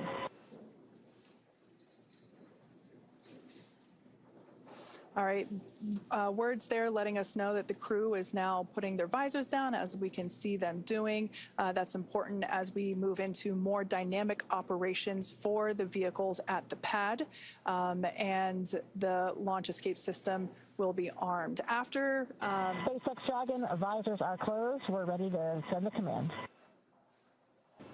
SpaceX copies. You have a go to arm the launch escape system. So arming the launch escape system, copy, go, is an important step that we execute prior to starting propellant loading. That will begin in less than 10 minutes. That'll happen at T-minus 35 minutes here in about 6 minutes from now. So in the meantime, let's check back in with our friends at Kennedy. Daryl and Doug, how is it over in Florida? Beautiful here in Florida, Kate, and thank you. I'm here with Doug Wheelock, NASA astronaut, aka Wheels. He's been giving us is verified armed. Giving us the commentary, and we just heard a call out following up on what Kate was saying, that the launch escape system is armed. This is a very dynamic time as we prepare to load propellants aboard Falcon 9. Absolutely. This is a critical time in the flow, of course, and we want to make sure that launch escape system is armed. So the crew has a way to swiftly get off the pad if need be. And of course, you train for this, Wheels. This is not something that is, just an easy ride. I mean, if that thing were to need to pull off the top of that rocket, it's going to come up there with a lot of G-force. You had mentioned, like, what is the time when the crew really starts to tighten up, and when that access arm swings away, then it starts to get real. It's game time now, and so things get a little less jovial inside, and people have their game face on, and they're getting ready to march through these sequences. Talk us through kind of what you feel and experience in this moment. In your experience, you launched on STS-120, space shuttle, and then you also launched on a Soyuz from Kazakhstan. What's the experience? What's the mood inside the capsule, inside the spacecraft? You can begin to see and hear and feel vibrations in the vehicle as valves open and close for tanking and things like that, gimbal checks and various pressurization of the Dracos on the side of the spacecraft as well. Right there, close to your head, you can hear those. So you could hear those things. You could feel vibration, and so you could feel sort of the spacecraft is coming to life. You know, the rocket is coming to life, and so it gets real pretty quick. Our next major milestone that we're awaiting is the loading of propellant, and this is happening at T-minus 35 minutes. This is standard for SpaceX. This is when they begin a automated sequence that will tank both the first stage and the second stage with propellants. They use RP1 as their main fuel, and of course liquid oxygen as the oxidizer. And once that starts kicking into gear, that sets forth that automated system that takes us all the way to T0. Yes, you'll be able to see these are highly chilled propellants that will go into the rocket, and so you'll begin to see clouds forming around the rocket as it fills with fuel and propellant and oxidizer.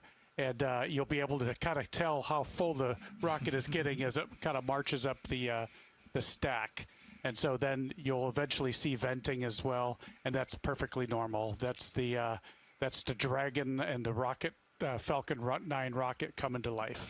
And we can already see some of the venting of from the liquid oxygen tanks that are on the ground there as the wind swirls around. We've got great weather for launch today, 95% go from our launch weather officer, Brian Sizik, who is handling the mission weather-wise for today. And you're also looking at what is the new home for commercial crew launches, Launch Complex 40 at the Cape Canaveral Space Force Station. This will be the designated place for all commercial crew launches to go from, unless there's something, the pad is needed for something else and there's a conflict.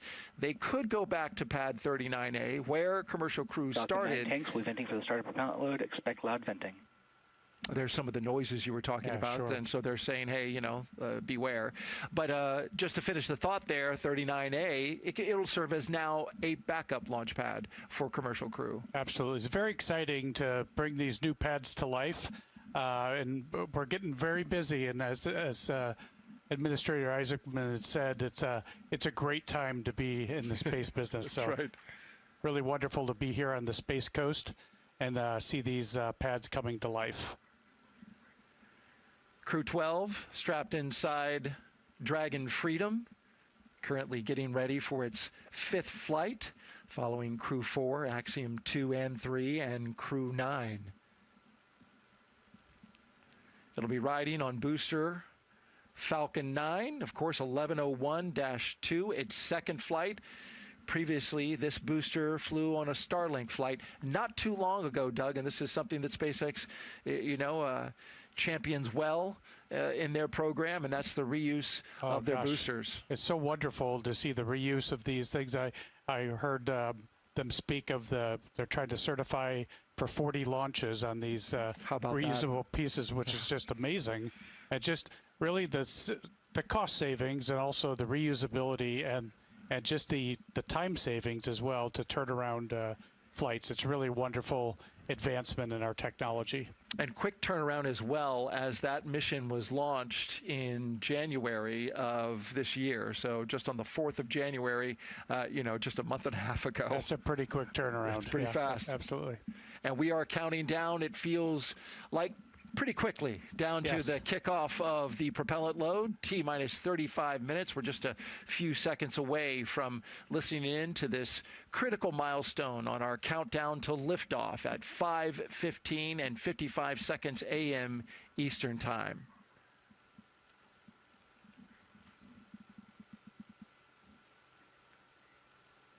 And the crew right now load has started. You heard the propellant load is starting. The crew is reviewing their procedures probably in their mind, their steps. We go through boundaries on ascent, and so they're no doubt reviewing those things in their mind as well to prepare for what they should hear, what they should feel, and then their actions if they don't see or hear those things. Commander, that's right, Commander Jessica Meir walking her crew through those moments, no doubt, as she leads them on their mission to the International Space Station. Of course, she has a special place in our hearts as she was a co-commentator in your current role for Crew 7 and Crew 10. She was part of the launch broadcasts, and so she did those before she went up on the SpaceX Falcon 9 and Dragon, so she got to see all of this many times. Of course, she's well-trained, but she also saw it from how it looks to the audience out there in the world. And she set the bar way too high for me, Daryl. So you're doing a fantastic job, Wheels. I couldn't be more happy to have you with me here today as we count down and head back out to Hawthorne, California. Thanks, Daryl. Now, as we heard the call out earlier, propellant loading of both RP1, that's that rocket grade kerosene, as well as super chilled liquid oxygen. Loading for those began at T-minus 35 minutes. Everything is looking good for both Falcon 9 and Dragon at the moment. Teams are working, no major issues. The range is green and weather is looking awesome. Our percent of violation of launch requirements for the weather. Those are the rules that we have to follow in order to make sure that we're able to launch. We only have a 5% chance of violating those rules, so that's pretty good for Florida. Now, soon we'll hear the SpaceX launch director inform the crew when loading of cryogenic helium will begin. We'll first see that occur on stage 1 at T-minus 30 minutes, and then stage 2 will begin its cryogenic helium loading about 4 minutes later. Now, stage 2 RP loading should wrap up at T-minus 20 minutes and 30 seconds. And then as we approach T-minus 16 minutes and 30 seconds, we'll hear the call out that stage 2 liquid oxygen loading has begun. We do that as late as possible in the count to make sure that that liquid oxygen can stay as cold as possible. Now, by the time Falcon 9 is ready for liftoff, we will have loaded nearly 1 million pounds of propellant onto the vehicle. That's roughly the weight of a large commercial airliner at maximum takeoff weight. Today's mission has an instantaneous launch window, which means that there is 1 exact second when Falcon 9 must lift off to properly target the space station. That is different from many satellite missions where the launch window can last several minutes or hours and the spacecraft can adjust its orbit after launch. If a hold is called after this point, now that we've gotten into our propellant loading, we will have to scrub for today and target our next backup opportunity, which is most likely going to be Sunday around the same time. This is when the Earth's rotation will bring the launch site back into alignment with the station's orbit, while also having the correct weather rule following that we need. So for now, Jesse is going to preview West Coast recovery operations for us.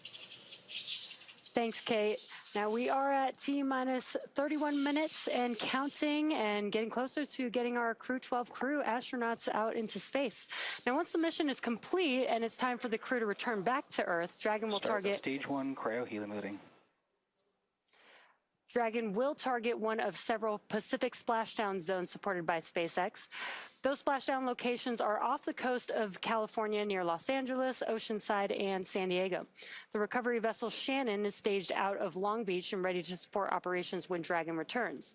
Having multiple recovery sites gives teams flexibility, increasing the chances of landing on the planned day and reducing the likelihood of waving off a return due to weather.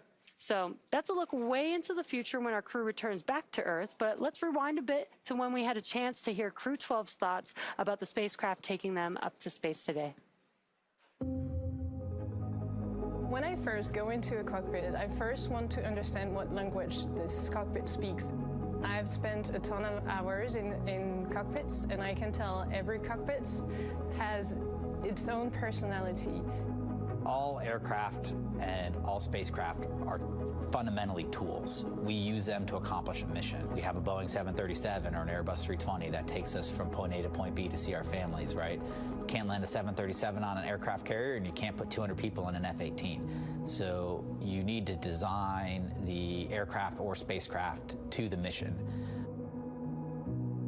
The Dragon model was really more for not completely autonomous vehicle with, the future implication of having non-professional astronauts flying in this vehicle. So really designed for a different type of outcome, and that makes this vehicle much more autonomous. There's less real kind of stick and rudder type action, in terms of flying an aircraft. The computer makes me a better pilot because it can do things that I can't do, and that frees me up to do the things that only I can do. You can't fly Dragon without the computer, but you also cannot fly Dragon without 10,000 people down here on the ground. The people in the control room, the people that built it here in Hawthorne, in Houston, and around the world.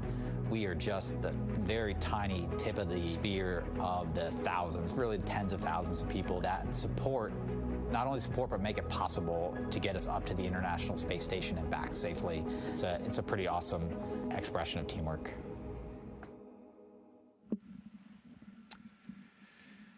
Since Administrator Jared Isaacman took over at NASA, he's been giving special flights to employees who stand out in their area and are exceptional in many ways in his own F-5. And so now, joining us is one of those employees. He's with NASA's Steven Seislov, who is with the Ground and Missions Operation Manager Daniel Forrestel. Steven. Hey, thank you, Daryl. We are here with Daniel Forrestal. He is the manager for ground operations and mission operations for Commercial Crew Program. And Daniel, one of your tasks, this is the second crewed launch from Space Launch Complex 40 over on Cape Side. One of your tasks was getting Space Launch 40 ready for human-rated missions. What went into that work? Yeah, that's right. So SpaceX has been launching rockets from 40 for years before we man-rated it. And so we had to do a lot of hardware upgrades. We had to add a crew access tower, a crew access arm. We had to make sure we had emergency egress systems in place for the crew. And then not just the technical, we had to make sure that the operations were good. It looked similar launching from 39A and 40, but we had to make sure that the operations were seamless and that we had everything ready to go to get the crew up and down the tower and get the launch off. Excellent. And while you were doing that for Crew 12, you also had to keep in the back of your mind that Artemis 2 was making its mission preparations for its flight around the moon. You share resources in different ways. Mm-hmm. What went into some of the work to deconflict the preparations for those and make sure everybody had the resources that they need? Yeah, absolutely. So this is something that we've been working on since really the end of last summer when we saw that their launch windows were lining up together. It's really unprecedented. We had never had a time with two manned rockets ready to go at the same time.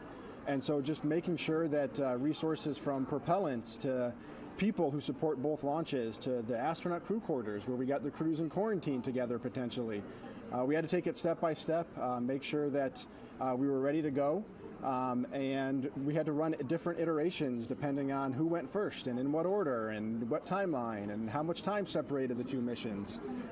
It was a good problem to have. It was a complex problem, but one I hope that we get to do a lot here as the spaceport gets busier in the future. Definitely, definitely. Beginning stage 2 cryo-helium vent shortly, spec cloud venting. And as Daryl was suggesting, you were one of the first NASA employees to take a reward flight, a reward for the service that you've put in, the expertise that you provide, and you flew with Jared Isaacman, the NASA administrator, in his supersonic F-5s. What was that day like? I'd imagine you got a few jealous emails. Oh yeah, it was incredible. I've gotten lucky enough to do a lot of really cool things here at NASA. Flying in a fighter jet was never on my list, but man, seeing Kennedy Space Center from the air was just a magnificent sight. And then they took us out over the water and we did acrobatics, and it was like a souped up roller coaster out there. And so it was just an incredible experience, was hanging on the whole time, and really honored to be able to be selected to do that, and hopefully something that a lot of people get the chance to do here in the future. Excellent. Well, congratulations for that. We are going to head back to Daryl and the countdown for Crew 12. All right, thank you, Stephen. And what Daniel didn't say, but he told me, is it took him a day to reorient himself because his vestibular system, right? You know this as a pilot. Absolutely, yeah. Yeah, it is like a roller coaster, it could take a little bit to get your legs back underneath you. Absolutely. Well, Crew 12 is getting ready to jump in full strength and dive into a full slate of science aboard the International Space Station. Here are just a few of the investigations they'll be working on.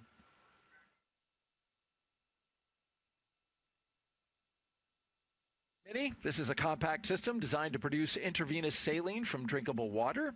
The goal, on-demand IV fluids for medical care, a critical capability for future long-duration missions far from Earth. And then there's VEG-06 that you see here. This research examines how spaceflight affects the relationship between plants and nitrogen-fixing microbes. What scientists learn here could help improve food production, not just in orbit, but also for future missions to the Moon and eventually Mars. And speaking of moon missions, over at nearby Launch Complex 39B, well, there it is. 4 astronauts are expected to lift off on NASA's Space Launch System rocket for a 10-day journey around the moon.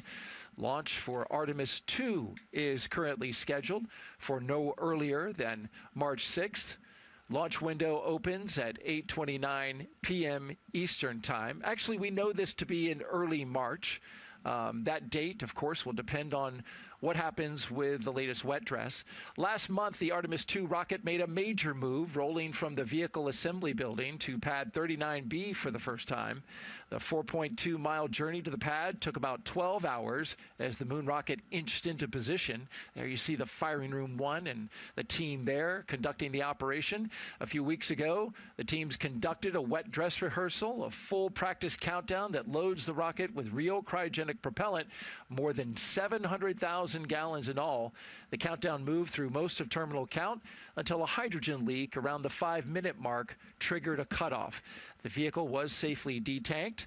The seals were replaced, those responsible for the leak, and another wet dress rehearsal will be scheduled soon.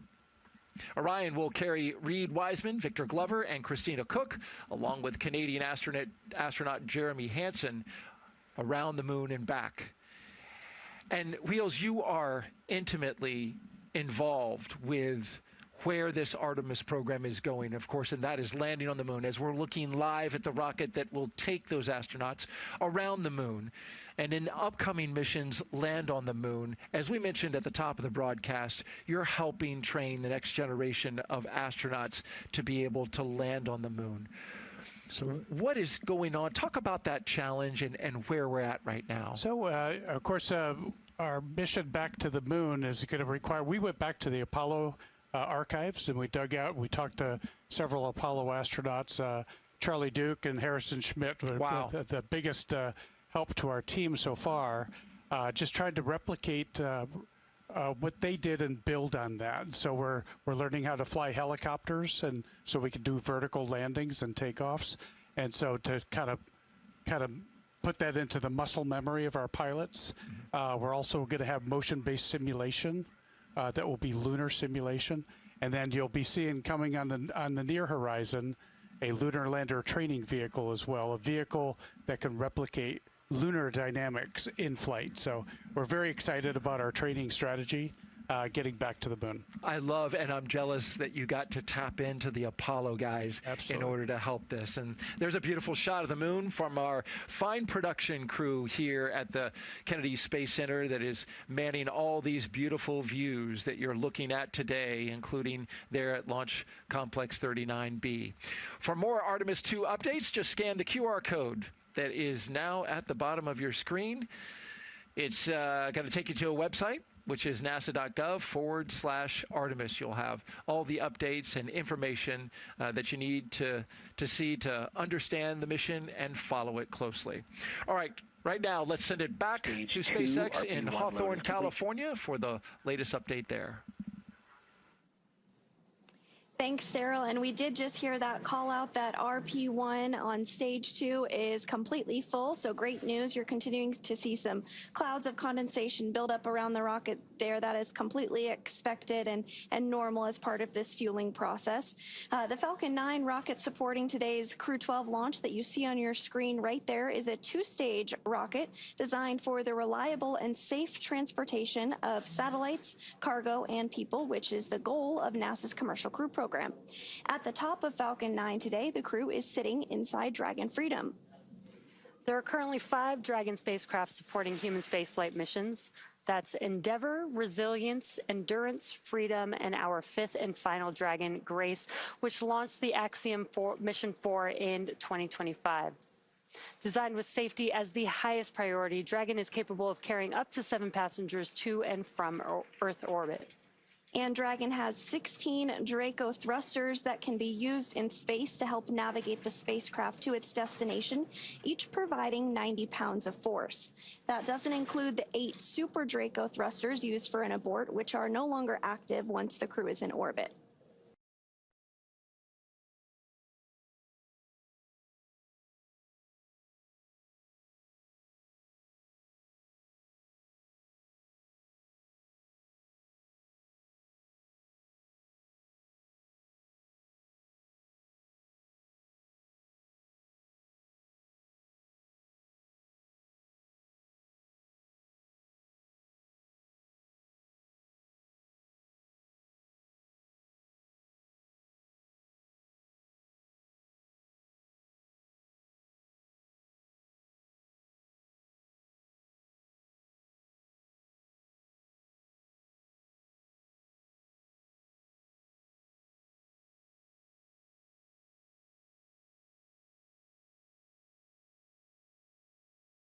Side of that is where the MVAC engine is located. The inner stage connects the two stages and houses the center pusher that allows the first and second stage to separate during flight. Below that, we have the first stage, or booster, which when fully loaded holds about 1 million pounds of liquid oxygen and RP1. The first stage makes Dragon, up the... SpaceX for update. Falcon 9, Dragon, and weather remain go. We're tracking no holds against launch today.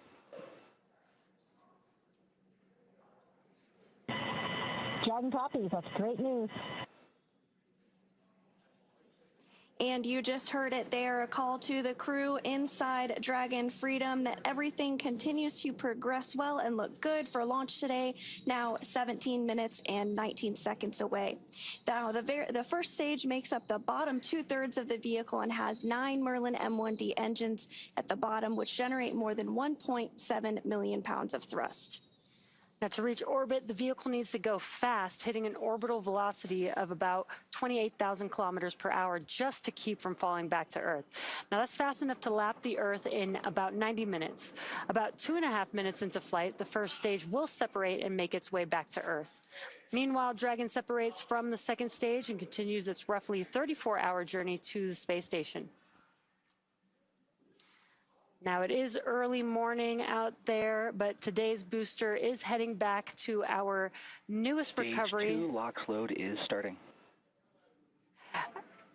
Our booster is heading back to our newest recovery site, our landing zone 40 at Cape Canaveral Space Force Station, which you can see the graphic there on the screen. It's highlighting the landing zone next to the pad there.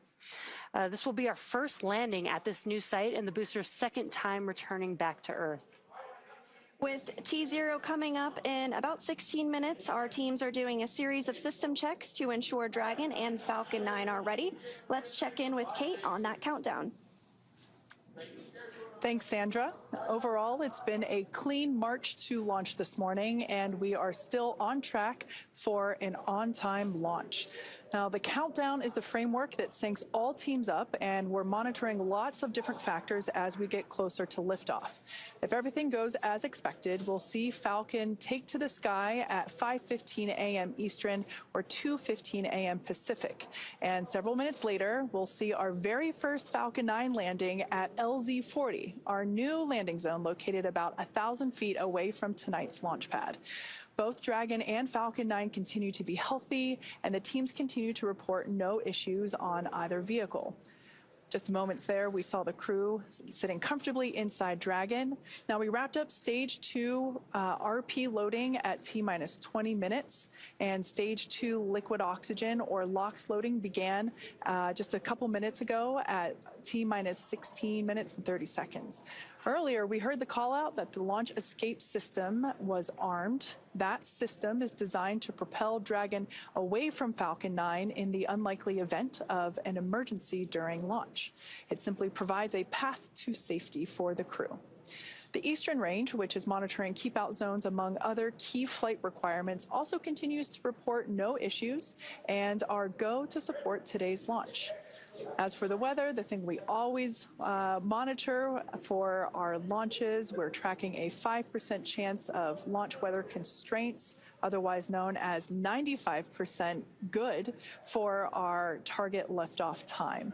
So all in all, we are go for launch this morning. So let's toss it back over to Anna for a status update from Houston.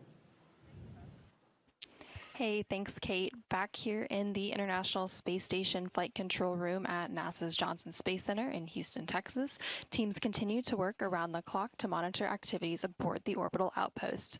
Leading the team inside the room is Flight Director Garrett Hain, and the NASA team here in Mission Control Houston, the SpaceX team in Hawthorne, California, and the astronauts aboard the International Space Station will track the autonomous docking of Dragon Freedom when they enter what is known as joint operations. This will happen when the spacecraft enters what is known as the approach ellipsoid.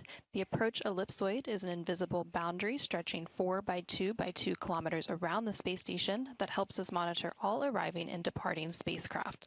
It is essentially the neighborhood of the space station.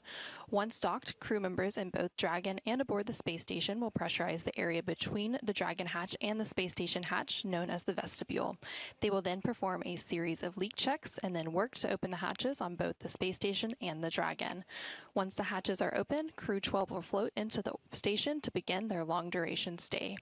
Following today's launch, we are tracking a targeted docking at approximately 2:15 p.m. Central, 3:15 p.m. Eastern on Saturday, January 14th. About an hour and a half after docking, we do anticipate that the hatches will be opened, and when they enter the orbital outpost, Crew 12 will be greeted by the rest of their Expedition 74 crew and will come together for a brief welcoming ceremony. For now, that's all from us here in Mission Control Houston as the anticipation continues to build for a launch in just under 15 minutes. How's it looking on the Space Coast, Daryl? Well, it's looking great here. We're 95% go. We have beautiful clear skies and everything remains on track. No constraints as we enter the final 10 minutes. And Wheels, I want to turn to you now. As a former International Space Station commander, you know what it means to hand over a vehicle, a crew, and a station to the next generation of flyers. You also know that this crew, although they know the science they're working on, might end up working on some things they don't even know that they might encounter. Sure, yeah. I flew with Shannon Walker, who I believe is listening today. Love Shannon. And Shannon's awesome. She's a brilliant PhD scientist. I am not. And so I was doing some science. We were about 2 weeks into a 6-month mission. And I was working my science, and Shannon came to me. She said, the potty's broken. Ooh. And so we had a couple seconds of mini panic attack. And then she said, if you fix the potty, I'll do all of your science for the rest of the day. I thought, that is such a deal. Is that a trade-off? So it took me about 90 minutes, but we fixed that potty, and I found out that if you could fix the potty on a spaceship, you're guardian of the galaxy. Wheels the Flummer to the rescue. Absolutely. Really quickly, we're going to hear some final words from Jessica Meir, the commander, before they lift off. She's got these words composed. Perfect. Yeah, she's amazing. We're looking forward to hearing that. And so with just about 11 minutes to go, we'll send it back to Hawthorne for the final steps of today's countdown. Dragon, SpaceX, confirmed crew displays are configured for launch.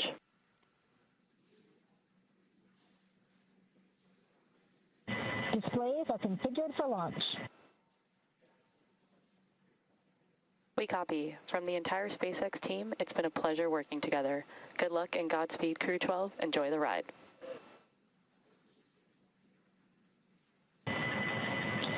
In a few moments, we will leave the ground, but not the people who brought us here. This mission is the result of years of dedication, preparation, and trust. To the teams at NASA and SpaceX, Roscosmos, ESA, JAXA, and CSA, your work stands on this pad with us. Every test, every checklist, every decision has led to this moment. Thank you for your tireless dedication and attention to detail. We launch not as individuals, but as representatives of something much larger. We carry the flags of our countries and our space agencies, but most importantly, we carry humanity's intrinsic curiosity and desire to explore. Looking around me at the diversity of backgrounds and experiences with me in this cockpit and on the teams supporting us around the planet, it is clear that when we work together, we can accomplish extraordinary things. We stand on the shoulders of giants. This expression is trite, but true. Generations who dared to imagine beyond what they could touch, who turned risk into knowledge, and who left behind a foundation strong enough to push further. These giants also include our families, our friends, and loved ones. You share the weight of this journey in ways that few ever see, and remind us that nobody reaches the horizon alone. When we look back at Earth from orbit, it will be your faces, your voices, and your sacrifices that travel with us. Crew 12 is ready. We are honored to represent our agencies, our nations, and the shared human desire to explore, to look up, to ask what lies beyond, and to go together.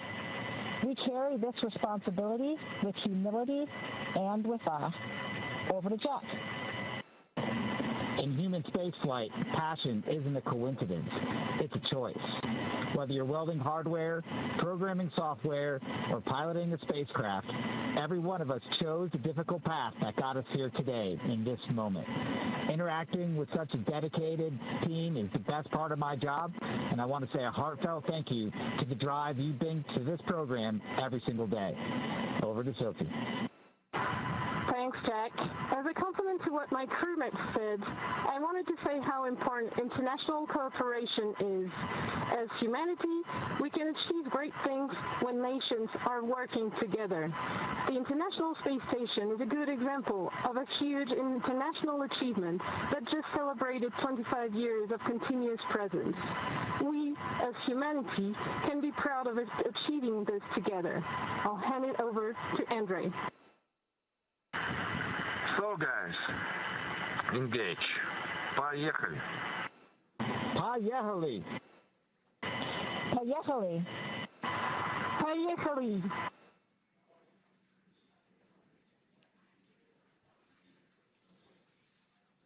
And some incredible, beautiful, awe-inspiring words from our Crew 12 crew inside of Dragon Freedom, now approaching 7 minutes to liftoff. That was wonderful to hear. Engine chill has started. It will be about a 9-minute ride to orbit, which is around the time of second stage cutoff today.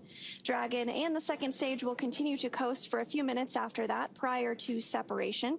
And on the ride uphill, we will hear a variety of call-outs on performance as we approach the in-orbit portion into the final countdown. We'll also hear some call-outs for various abort zones for both the first and second stage. So we'll be sharing more about those abort zones as we get closer.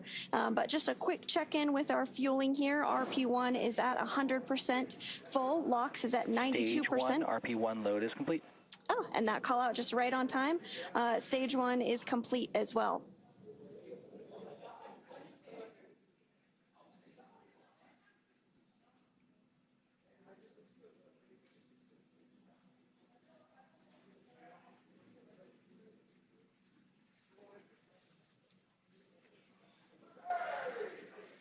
Yeah, the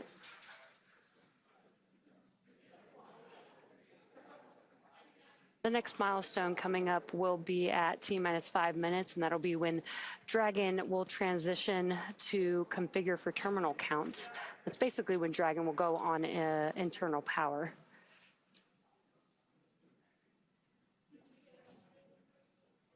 And we're coming up on that milestone in about 30 seconds from now. And then following that milestone, we will begin to get ready for strong back or the transporter erector TE to recline away from the vehicle. And that'll begin just about 30 seconds after that T-minus 5 minute mark. Falcon 9 tanks will begin pressurizing for strong back retract. Dragon is in configure for terminal count. And there's that call out for Dragon configuring for terminal count, as well as we heard Falcon 9 propellant tanks pressurizing for that strong back retraction. So with the TE retraction, the clamp arms, which you can see on your screen, it's just below the Dragon vehicle there at the top of the second stage. Those will begin. Strong back retract has started. And now this process is going to begin. The clamp arms are going to open up. Once they are fully open, then the TE, which is that structure right next to the vehicle that you see on the right side, that'll begin to move slowly away from the vehicle.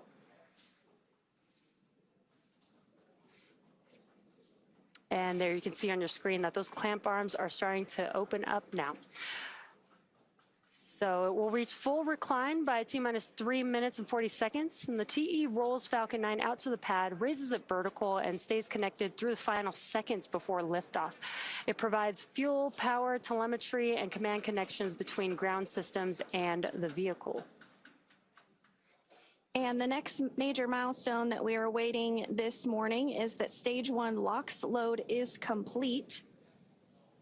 Propellant is loaded late in the countdown, which is intentional because that colder propellant is denser, and denser propellants mean more performance out of the same tanks. The colder it is, the more mass you can move. Before any of that propellant flows, though, the plumbing and engines are chilled down. This prevents thermal shock and boil off when the ultra-cold liquid starts moving. You may hear that referred to as engine chill. Loading wraps in 2 steps. The first stage finishes around T-minus 3 minutes. We'll hear that call out here any second.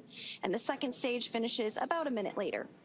And you are seeing those white clouds of vapor on... Stage 1 LOX load is complete. Right on time, as expected. Stage 1 LOX load is complete. And you are seeing those white vapor clouds on your screen. This is normal and will continue as we do get closer to launch. Yeah, and that call out was for... Dragon is in terminal count and is on internal power. That call out was for stage 1 liquid oxygen loading completion, but stage 2 is still actually loading that cold liquid oxygen, which will wrap up at the T-minus 2 minute mark in just about 25 seconds from now.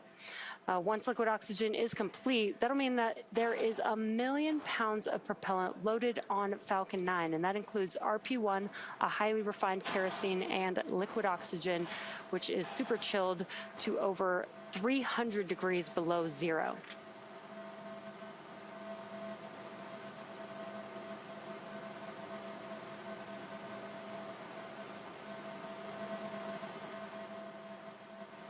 Stage 2 LOX load is complete. And great call out.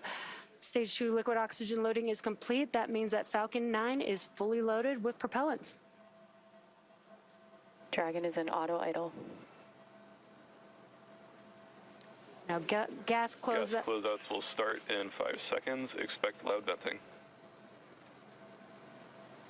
Great. Gas closeout has also begun just now, so we're isolating all the feed lines for the different gas systems from the Falcon 9 rocket. Those gases will then get vented overboard through umbilicals and the strongback. And actually, if you listen closely, you can hear some of that venting from the vehicle.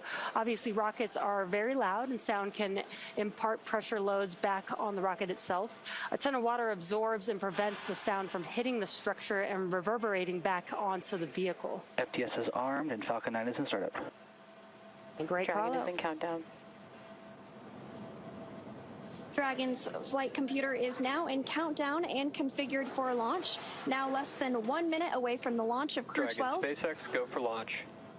Great call out there. Go for launch. At the time of launch, Space Station. Dragon, we are go for launch. At the time of launch, Space Station will be flying 260 statute miles over the South Pacific Ocean east of New Zealand. SpaceX is go, crew is go. Let's watch as Falcon 9 takes Crew 12 out into space.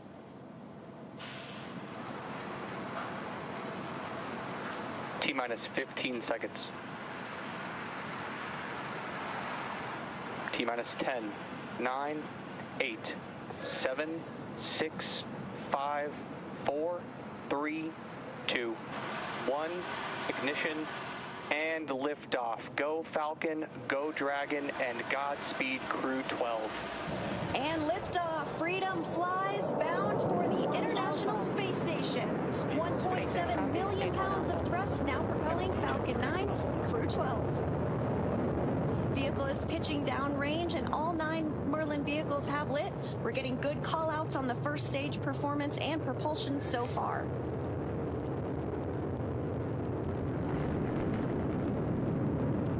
Plus 30 seconds into the Crew 12 mission on board Dragon and Falcon 9. The vehicle is going to throttle down in preparation for max Q. That's the largest structural load that the vehicle will see on ascent. Power and telemetry nominal.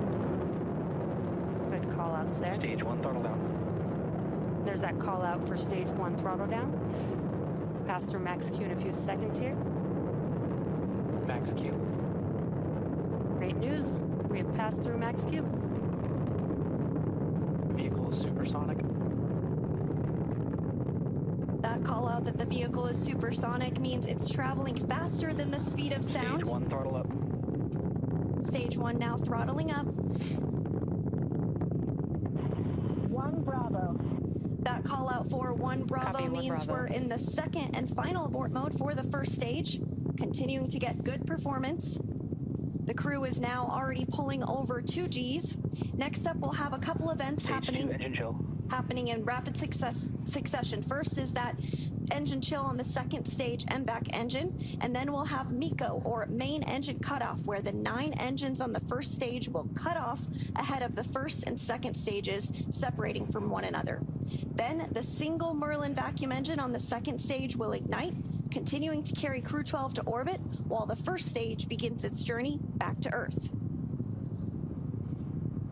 The 9 Merlin engines are starting to throttle down and standing by for MECO, or main engine cutoff. Stage 1 throttle down. There's that call out. And in just a few seconds here, we will have MECO stage separation, stage 1 flip maneuver for the booster to make its way back to Earth, SES-1, and the start of the boost back burn. MECO. 2 Alpha. Copy, 2 Alpha. Stage separation confirmed. Evacuation.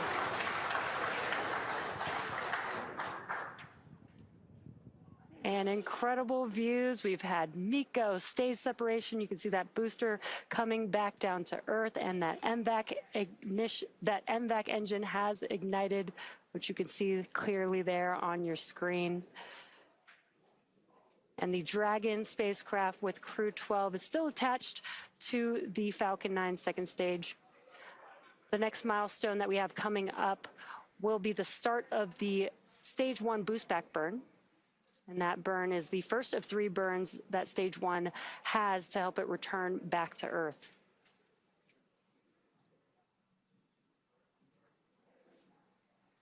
We are now 3 minutes and 30 seconds into today's flight of Crew 12. The second stage of the lone Merlin engine has lit and continues to burn, as you can see on your screen.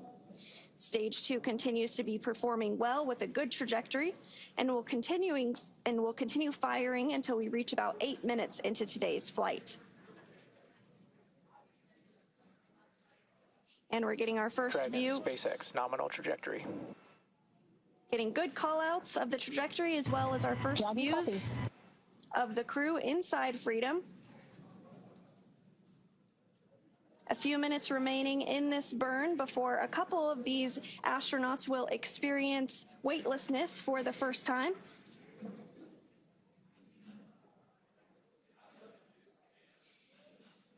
The crew's G-load did dip right when we hit that MECO, or main engine cutoff event, and now it's going to continue to build up again until the second stage shuts down.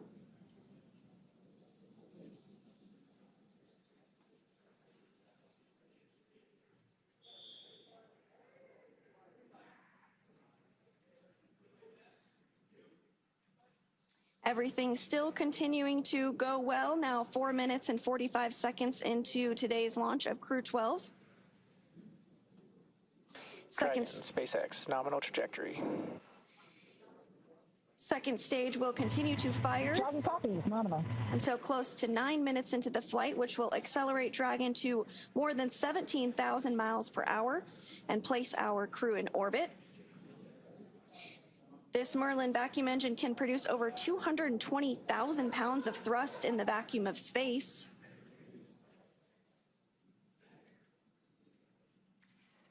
Meanwhile, the first stage booster is now on its way back to landing zone 40. Stage 1 is coasting, has already coasted to apogee, and the grid fins are helping to guide it back to Earth. And we've already had the boost back burn, so the next event coming up will be the entry burn. That will be 3 of those 9 M1D engines reigniting, and that helps slow the vehicle down as it's re-entering the Earth's atmosphere.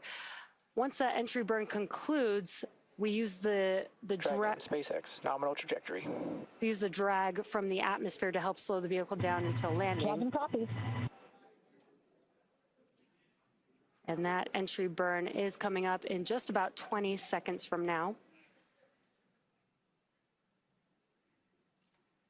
Falcon 9 does have a heat shield that is designed to protect the engines and the vehicle from that combined thermal and aerodynamic loading during max entry Q, which is the moment of max stress on the vehicle during entry. Stage 1 entry burn startup. And you've heard that call out. The entry burn has begun. Stage 1 entry burn shut down.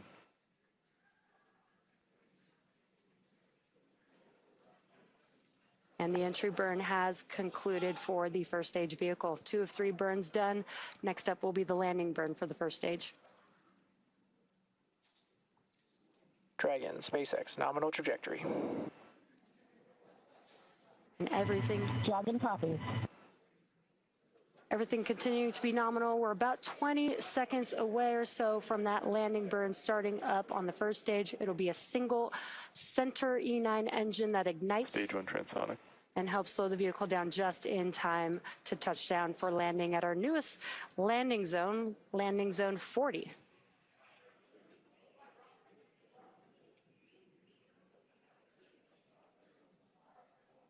We have just a couple minutes. Stage 2 FPS has ceased. And landing burn has begun. Let's watch as Falcon 9 touches down.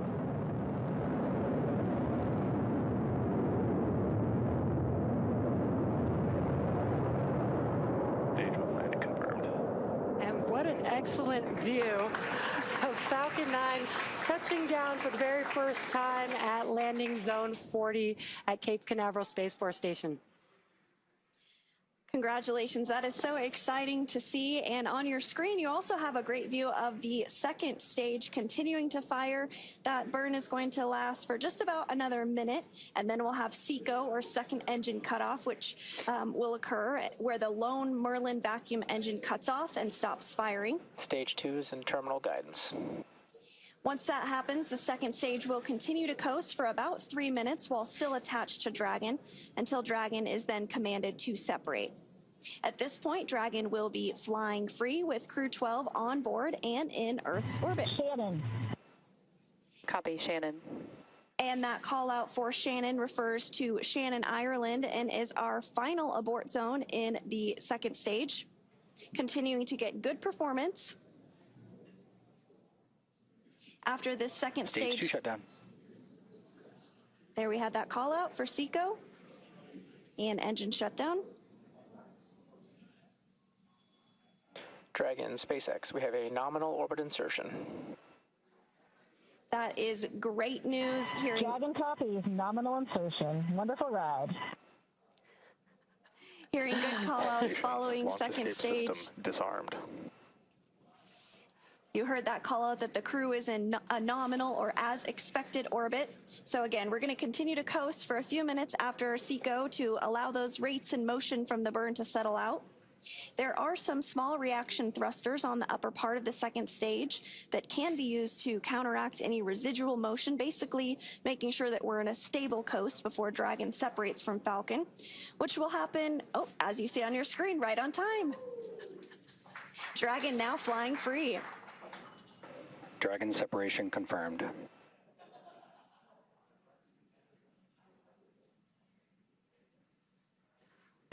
Dragon copy.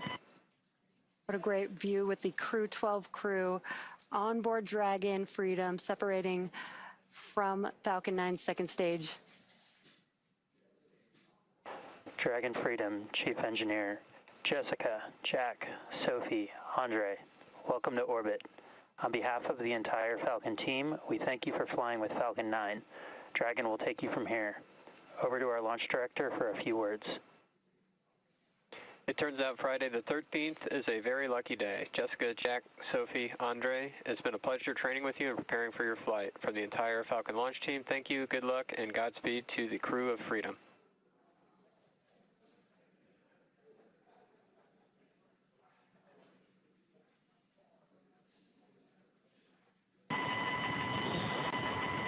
Thank you, team. That was quite a ride. Thank you, SpaceX, Falcon 9, and NASA teams. We have left the Earth, but the Earth has not left us. When we gaze at our planet from above, it is immediately clear that everything is interconnected. The vast oceans, the continuous land masses, and all that they contain. We are one humankind here on our shared home planet. This becomes become self-evident as astronauts peering down from above, and is a sentiment that would serve us all well to remember back on the ground. We see the thin, tenuous band of an atmosphere solely responsible for supporting all life on this planet, and we know that it is utterly unique, fragile, and must be protected. To those supporting and watching our journey, please know that your spirit travels with us, stitched into the very fabric of all that we do. We hope that our arrival in space reminds all of you that dreams truly can become reality, given dedication, perseverance, and yes, a bit of luck along the way. Crew 12 is grateful and ready for the journey ahead. We're on our way. Andrey?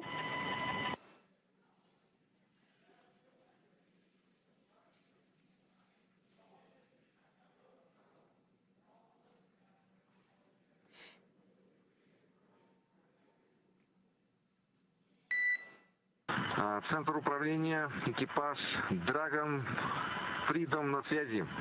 Мы на целевой орбите. Все системы работают штатно. С этой высоты наша Земля выглядит невероятно хрупкой и целостной. Здесь не видно границ, только тонкая голубая линия атмосферы, которая защищает все живое. Именно этот вид напоминает нам о главном. Мы одна команда на одном корабле планете Земля. Каждый виток вокруг нашей общей голубой колыбели – это доказательство того, что возможно, когда наши нации объединяют знания. Сегодня наш экипаж и эта станция – это результат работы тысяч специалистов из разных стран. Мы здесь не как представители отдельных государств, а как человечество, которое исследует космос, чтобы лучше понимать и дом. Мы продолжим работу на благо всех. Спасибо за доверие и поддержку. Dragon, Freedom, связь с вами.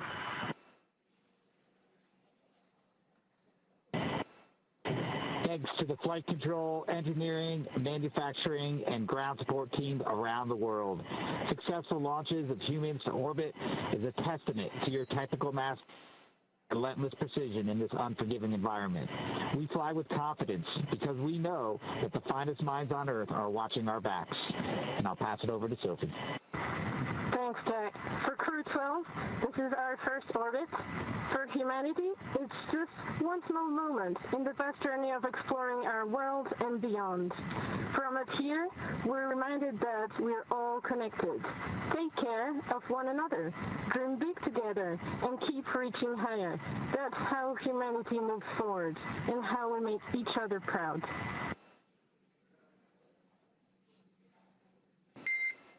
We copy and appreciate those words, Crew 12.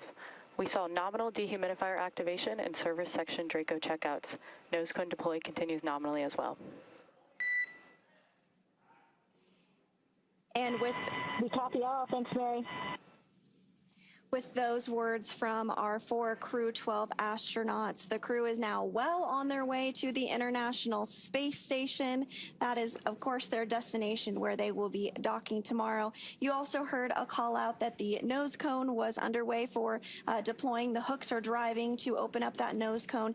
It's going to remain open all the way through the journey uphill, as well as once Freedom docks to the International Space Station, and will remain open throughout the mission and will close once the crew does depart about 9 months from now after their science and research mission. So it was wonderful to see Crew 12's launch today. Congratulations to the NASA team, the SpaceX team, and of course to Crew 12. It's great to see you on orbit. Yeah, again, we did get confirmation that the nose cone deploy is underway. The 6 hooks that hold the nose cone in place during the launch and ascent portions have to retract, and then the nose cone will be able to start to swing open and deploy. This uncovers a number of critical systems for the flight up to the space station, including the forward bulkhead thrusters and the docking hatch. And the call from the core here in Hawthorne indicated that we did have good checkouts of the 12 Draco thrusters around the service section. 4 to go after we get the nose cone open and the ECLIS, the environmental control and life support system, activated inside Dragon. And we've got a view here, seeing that the nose cone, this is from the forward bulkhead section of Dragon, this nose cone is opening up, and that's what you're seeing on your screen. It's about 30% open at this moment. Soon the crew will be able to get their visors open and get out of their suits and settle in for the ride to the space station. And again, this does take a few minutes for the nose cone to fully open. It's a pretty slow and steady process, but it is underway. And it has been an exciting and jam-packed series of events following the liftoff of Crew 12 at 2:15 a.m. Pacific time today. Crew 12 is comprised of NASA astronauts Jessica Meir, Jack Hathaway, as well as ESA, or European Space Agency astronaut Sophie Adenot, and Roscosmos cosmonaut Andrey Fedyaev. They are now safely in orbit following an approximately 9-minute ride after a liftoff from Space Launch Complex 40 in Florida. The crew now has a 34-hour journey before they reach their destination, the International Space Station.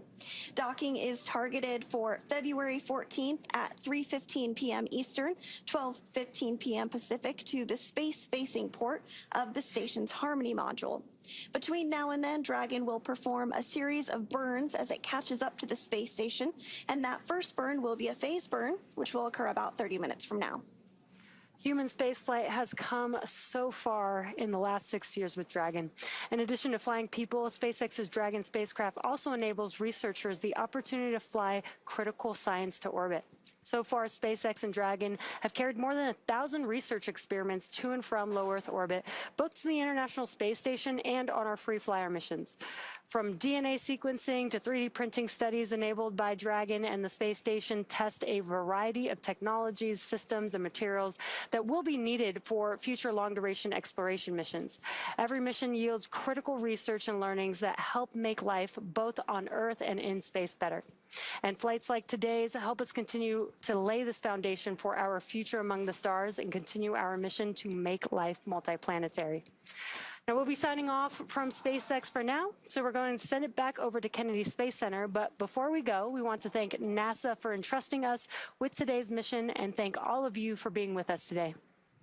Absolutely, Jesse. And we did just get confirmation as well that the nose cone is 100% open and opened as expected. So that was the last major milestone that we were tracking from here on our end. But I do want to say thank you to SpaceX as well for everything that you do and all of you who tuned in as well to support today's launch. We are going to say goodbye from here in Hawthorne until we pick back up coverage for docking beginning at 1:15 p.m. Eastern tomorrow, February 14th, for targeting docking to the space. Dragon, SpaceX, we saw a nominal nose cone opening, TCS, and forward bulkhead Draco checkouts. Dragon copies. And again, that confirmation that nose cone is fully open. There are 5 minutes remaining in our current ground station pass. At this time, you are welcome to introduce your zero-G indicator.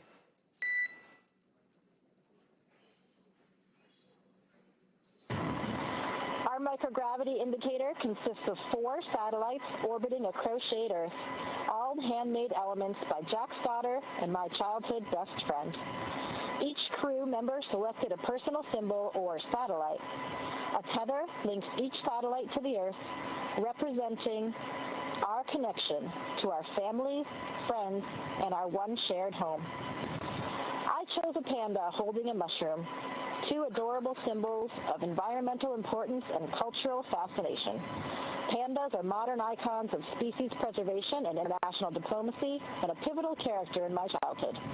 Mushrooms, the fungi, are the great decomposers, with all life on Earth depending on them to keep our soils healthy and food webs functioning.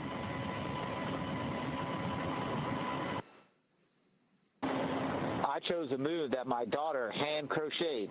Each color woven into the design represents a member of our family or cherished shared activity.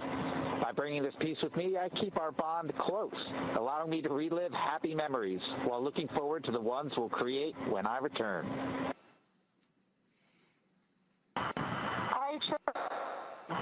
Bananas are the world's most common fruit, ordinary fruit shared by billions of people across every continent. Yet, on orbit, fresh fruit is rare, so I wanted a playful reminder of kitchens and homes, a familiar piece of Earth drifting weightless with us.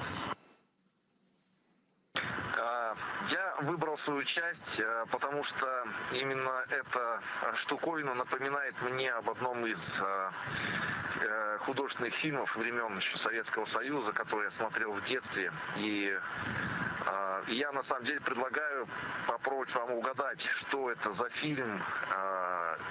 Буду рад где-нибудь от вас это услышать. We present to you Planet Gaia and her moon, floating here in Crew 12's Dragon. And with that, we had again... We copy Dragon, and with that, I can let you know that we had nominal GNC checkouts. Our next burn is our phasing burn per your forward view. Dragon copies will be monitoring.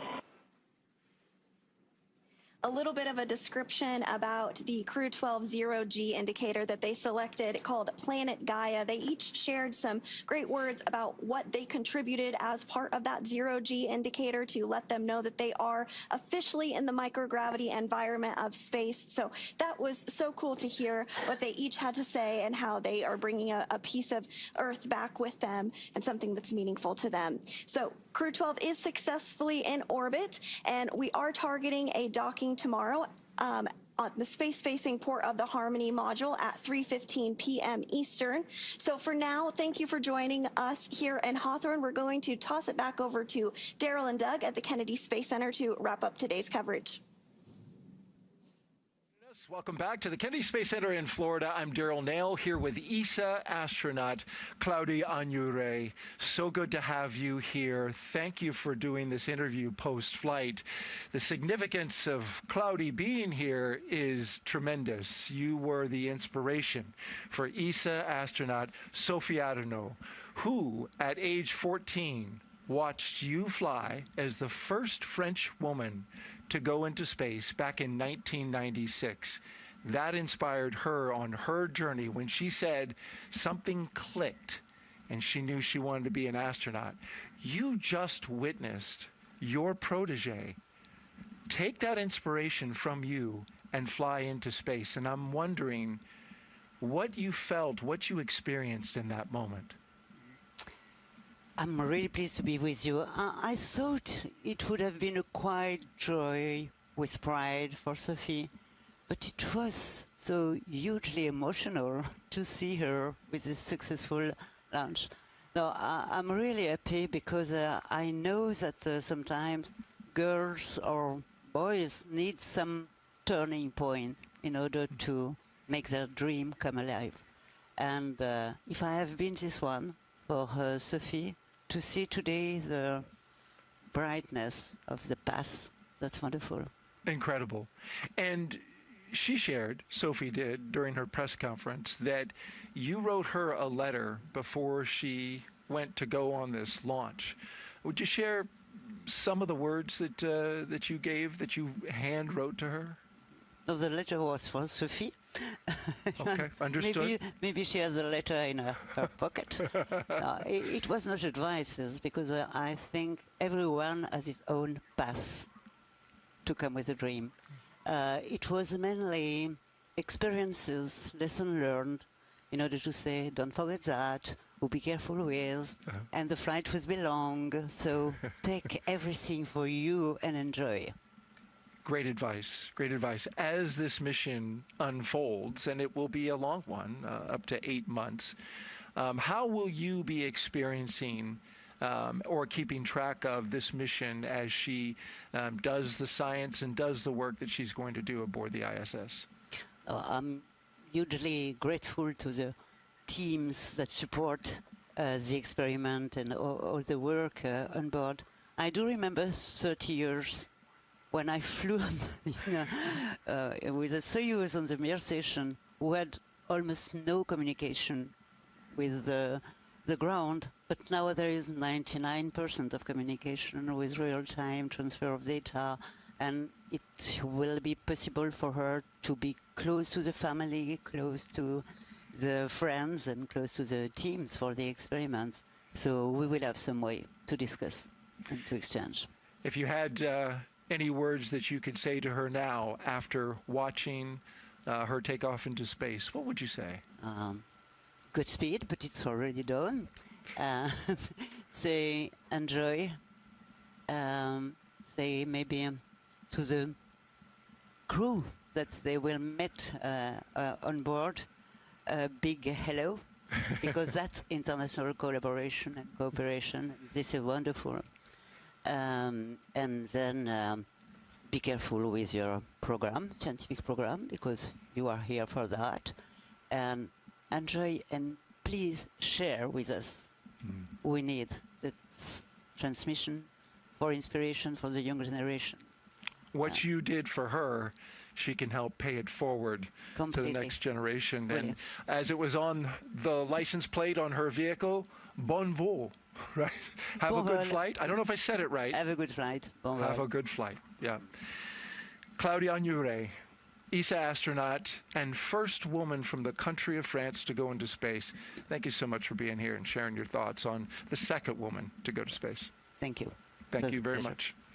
Okay, we're going to turn our attention now to the International Space Station, where Crew 12 will join Expedition 74 and head over to NASA's Stephen Sisloff, who's joined by International Space Station Program Chief Scientist Jennifer Buckley. Stephen? Thank you, Daryl. We are here with another inspiring person. This is Jennifer Buckley, the Chief Scientist for the International Space Station Program. And Jennifer, the crew that's going up there on Crew 12, they're going to perform dozens of experiments during this long-duration mission. One of them is turning potable water into IV fluid. How does that help future explorers?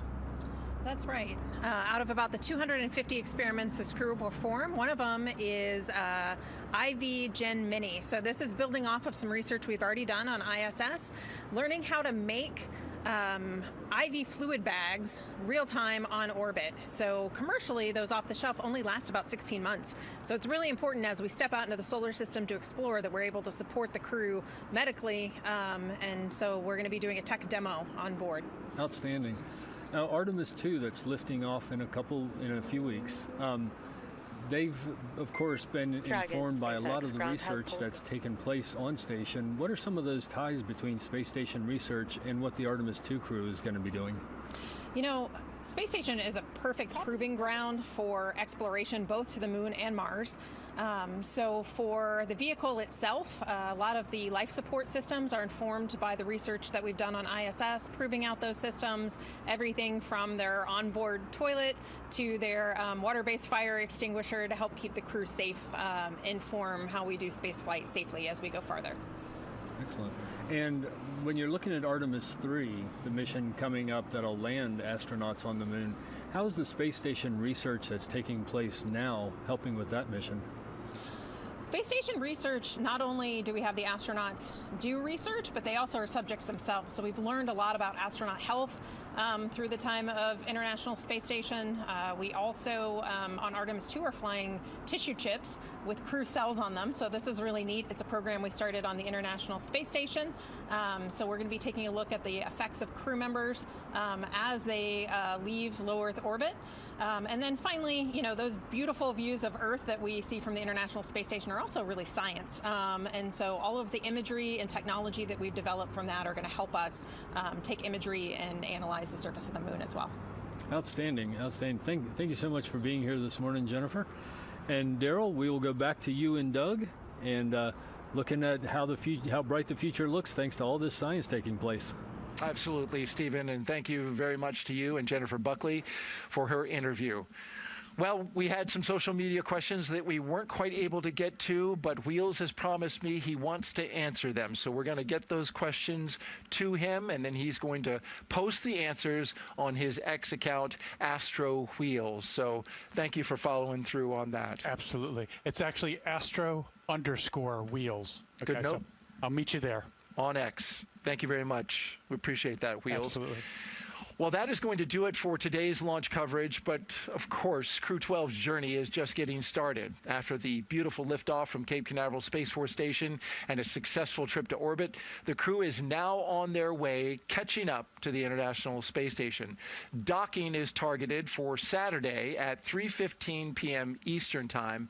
NASA Plus coverage begins at 1:15 p.m. Eastern Time. And so, Doug, as they get ready to dock with the International Space Station, the excitement of being in space for the first time will be this first 1 day and 10 hours, and then they'll get to work when they get into the space station. Absolutely. And actually the approach to the rendezvous and docking with the space station, when you first pick up the space station in the windows, it's like, wow, it's like a castle in the sky, you know. It's just quite amazing as you approach the station. It took my breath away seeing how large it was. It's how magnificent it looked in the sky. And one of the things they'll be seeing, what we've been seeing from the X accounts of the astronauts and the International Space Station, is the solar activity is so high. Have you been seeing some of the northern lights that come from space? Incredible. Yeah, absolutely. Follow these astronauts that are on board, and they're going to be taking some incredible imagery of the lights at the poles, so the northern lights and the southern lights as well. And they're beautiful on the ground, as we know, but up in space, the red-topped part of those green ribboned waves, it's so crystal clear. It's beautiful. As he said, make sure you check out those X accounts. Absolutely. And on the space station, it looks like rain, like green and red rain. And it lights up underneath of the space station is glowing red and green from the lights. It's just quite amazing. The aurora, yeah. That is a wow factor like no other. All right. Well, thank you very much, Wheels. You can follow along with Crew 12's journey to the station by listening in on real-time mission audio, the same operational comms used by the flight controllers. Just scan that QR code that you see at the bottom of your screen. You can use your phone, take a screenshot of it, and tune in later on. We'll pick back up with live broadcast coverage about 2 hours before docking right here on NASA Plus. Wheels, thank you so much for sharing this moment for us, for all your incredible stories and information and guiding us through today's launch coverage. We greatly appreciate it. It's a great pleasure. Thank you so much for having me. We look forward to hearing more about your work on the human landing system and getting to the moon. Absolutely. Stay tuned. You're going to hear more from Wheels. So to all of our guests and our teams at NASA and SpaceX, our production team, for the great job they did today, and to you watching around the world, thank you so much for being part of today's launch. From launch pad to low Earth orbit, we're going to take a look now, going all the way back to the beginning, the moments from suit up to orbit. Have a great morning, everyone. It began inside the historic astronaut crew quarters, where SpaceX teams helped each crew member into their custom pressure suits. Before heading out, the crew paused for a final pre-launch tradition. You see it there, the card game, gathering around the table. It's a way to set the tone and leave any bad luck behind. Then it was time to step outside.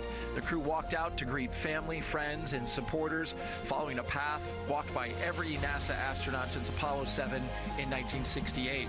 A short time later, the crew climbed into their Teslas, beginning the ride out to Launch Complex 40, escorted by security through Kennedy Space Center and onto the Cape Canaveral Space Force Station. As they arrived at the pad, the crew got out and got their first close-up look at the Falcon 9 rocket that you see there. And then they walked across their crew access arm in pairs, first the commander and pilot, then the mission specialist, and then we saw them climb into Dragon and get into their seats for flight. Inside the spacecraft, seats were rotated into position, and the suit leak checks were performed as the countdown continued. Ignition and liftoff. Go Falcon, go Dragon, and Godspeed Crew 12. And liftoff. Freedom flies bound for the International Space Station. 1.7 million pounds of thrust now propelling Falcon 9, Crew 12. Vehicle is pitching downrange, and all 9 Merlin vehicles have lit. We're getting good call-outs on the first stage performance and propulsion so far.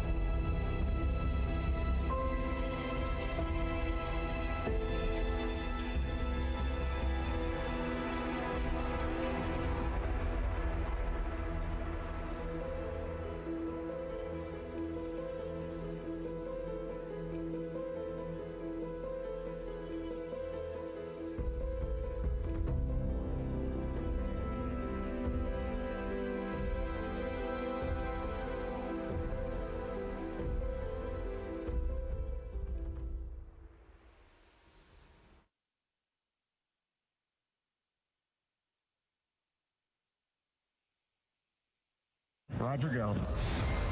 We think about the challenges, come up with the technologies, and push the bounds of the science. 4, 3. The more ways that we can send humans into space, the better it is for our country and for the planet. Ready to get to work. What an amazing view. From the International Space Station. Wow. Look at them go. Spaceflight is a beautiful symbol of humanity. America has launched. Reach for these lofty goals, work hard, and look what you can accomplish. Good morning, and thank you for joining us today at the Crew 12 post-launch news conference. I am glad to be joined here today by NASA's administrator, Jared Isaacman, Professor Daniel Neuenschwander, Director of Human and Robotic Exploration from ESA, Steve Stitch, the Manager of CCP, Dana Weigel, the Manager of the ISS program, and Juliana Scheiman, Director of NASA Science and Dragon programs at SpaceX. Each of our participants will give brief remarks, and then we will open up the floor to those of you here in the room and those of you calling in via telephone. If you want to get into the queue, please press *1, and out of the queue, *2. So with that, I will hand it over to Administrator Isaacman. Thanks, Bethany. Good morning, everyone. What a absolutely wonderful start to the day. We saw a remarkable Crew 12 launch, a very impressive F9 return to launch site. I'm sure everybody heard that, all while Artemis 2 sits on the pad in preparation for its historic mission. So following this morning's launch operations, Dragon completed its on-orbit checkouts. Nose cone is open, and the crew are now safely on their way to the International Space Station. Teams throughout the agency, SpaceX, ESA, Roscosmos, and more continue to monitor progress of the mission ahead of its docking. I've said it before, I'll say it again, that this mission has shown in many ways what it means to be mission-focused at NASA. So just to recap, in the last couple of weeks, we brought Crew 11 home early. We pulled forward Crew 12 to the launch date today, all while simultaneously making preparations for the Artemis 2 mission, which its next window will open up in early March. That's only possible because of an incredibly talented workforce that we have here at NASA, alongside our contractors and our commercial and international partners. So along this mission, NASA is sending an astronaut into space again into space for the first time. So I want to congratulate Jack Hathaway. This is what he's trained for, and I know he possesses the qualities found in many accomplished astronauts. This crew will continue critical scientific research in the orbiting laboratory, but they will be making history in many other ways. For example, I think this is very exciting, we will have the first spaceship to space station call between the International Space Station and a lunar mission with Artemis 2. Just really think about that, right? It's pretty exciting. I can only imagine what it's going to be like in the years ahead, right? You have multiple space stations that are up there, cruise cargo going to and from the lunar environment, people phoning home from a moon base. It's pretty exciting to think about, and we're taking a nice step in that direction in the mission ahead. In addition, this mission maintains our over 25 years of continuous human presence in low Earth orbit. So the crew, along with the subsequent ones to follow, will absolutely make the most of our International Space Station. We are going to get our highest potential science and research up there with the aim of cracking the code and igniting an orbital economy. So someday we do live in a world with lots of commercially operated space stations in line with our President's national space policy. And with that, I will turn it over to Steve Stitch. Thank you, Administrator Isaacman, and thank you all for being here on a really happy morning. I'm proud to say we didn't talk about weather much at all after talking about weather for a whole week. We're blessed with really good launch site weather this morning and really good weather down the ascent track, which we've been monitoring all week, and we finally found the right day to launch on Friday the 13th. I understand this is the first time NASA's ever launched on Friday the 13th, so pretty amazing times. Really appreciate all the hard work between NASA and SpaceX and on Crew 12. It's great to get the launch behind us. Of course, that's the first step. The crew's doing well on orbit. Jessica, Jack, Sophie, and Andrey are settling into their kind of off-duty period. They did a phasing burn a little while ago to set up the rendezvous. We'll be docking on Saturday about 3:15 Eastern. There will be another burn late tonight around just before midnight into their phasing burn. You know, we really didn't have too many things to work during the countdown. It was really quiet with Falcon 9 and Dragon. Nothing really off nominal. As Jared said, the spacecraft got on orbit. We checked out the service section Dracos. The forward bulkhead Dracos are firing just fine. All the systems on Dragon are working well, and so we'll just continue to monitor the progress of the vehicle until we get in. Looking forward to docking.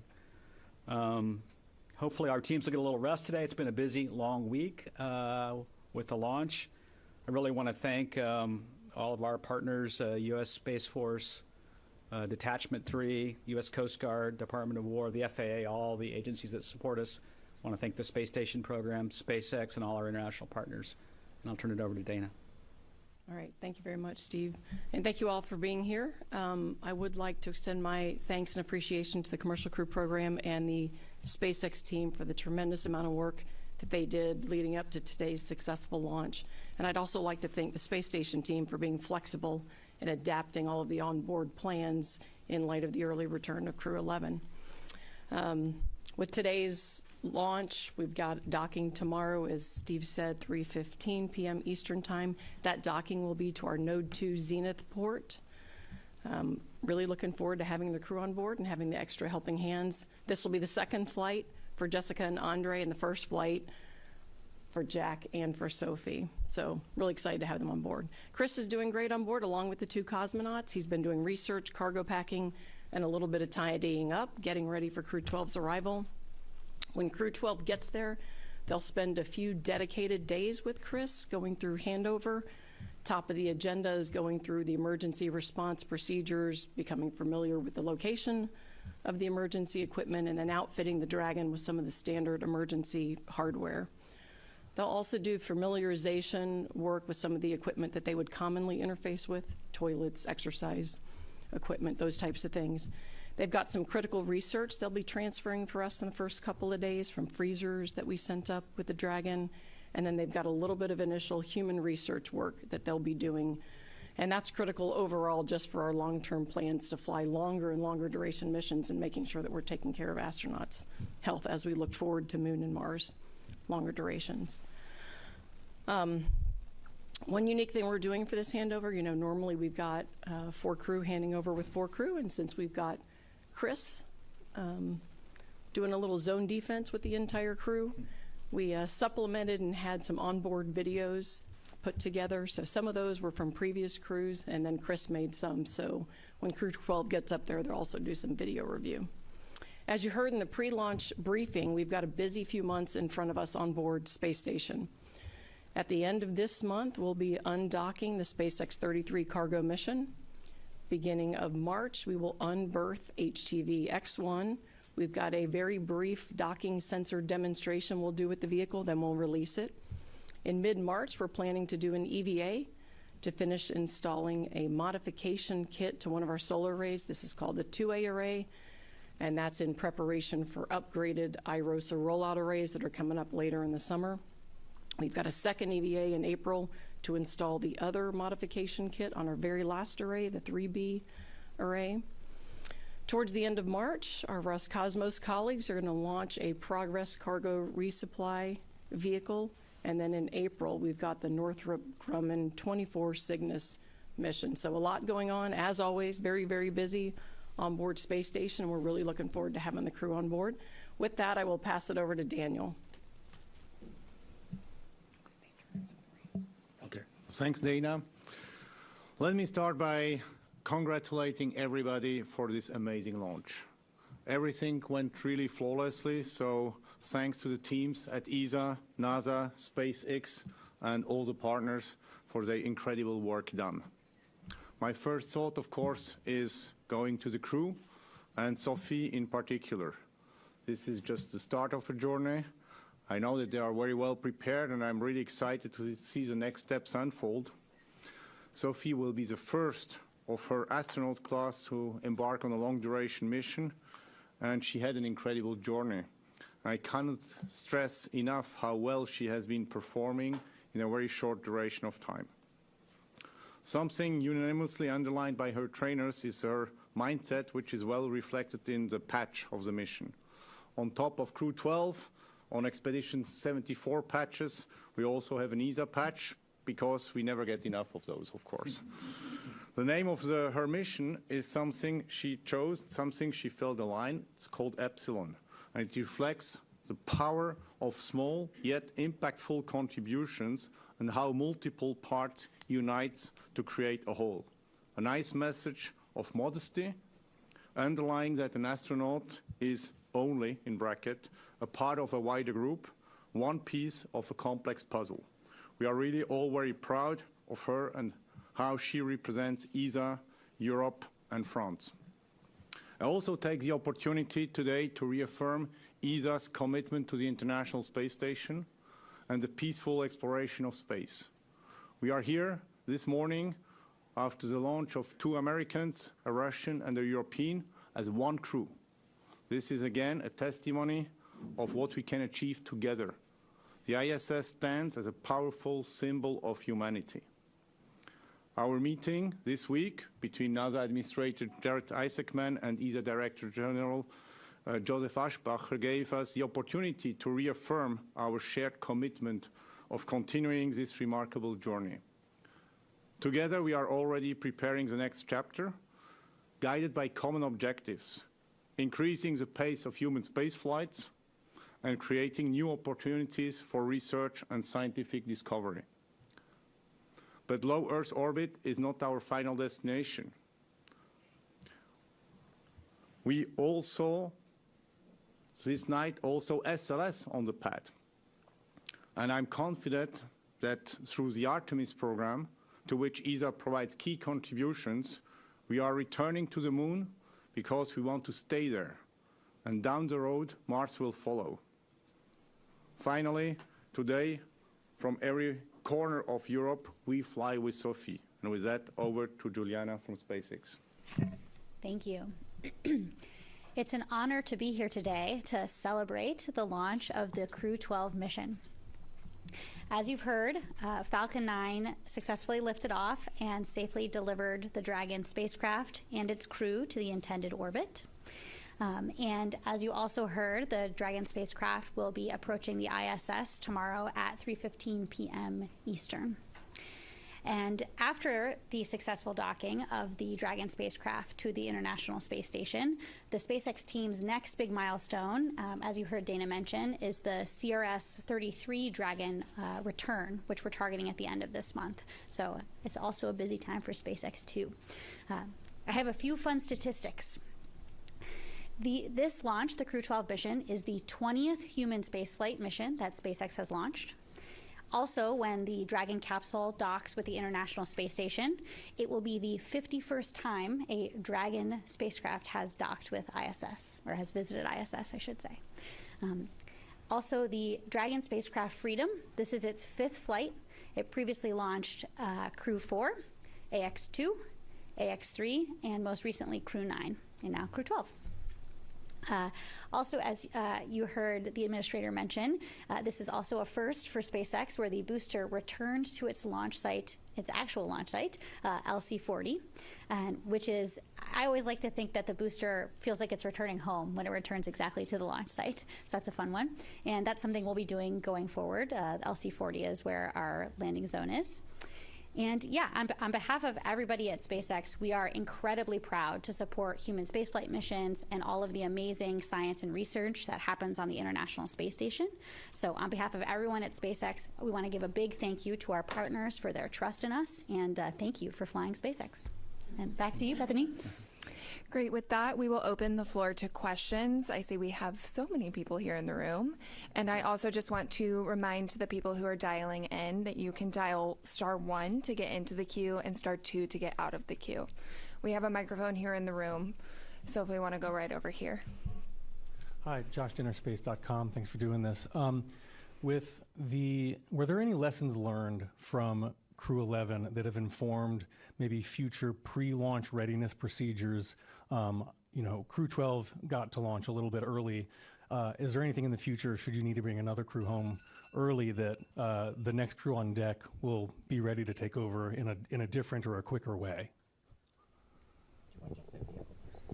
Yeah, I mean, the vehicle, we were able to, we were processing Dragon a little bit ahead of schedule the whole time, and so we looked at the readiness of Dragon, and we're able to accelerate it a little bit. We probably could have moved the launch up a little bit more with Dragon and Falcon 9. At the end, when you look at the totality of a mission, it's getting the vehicles, the hardware, and the software ready, and also the crew. And so, in this case, crew training was what drove the date that we selected.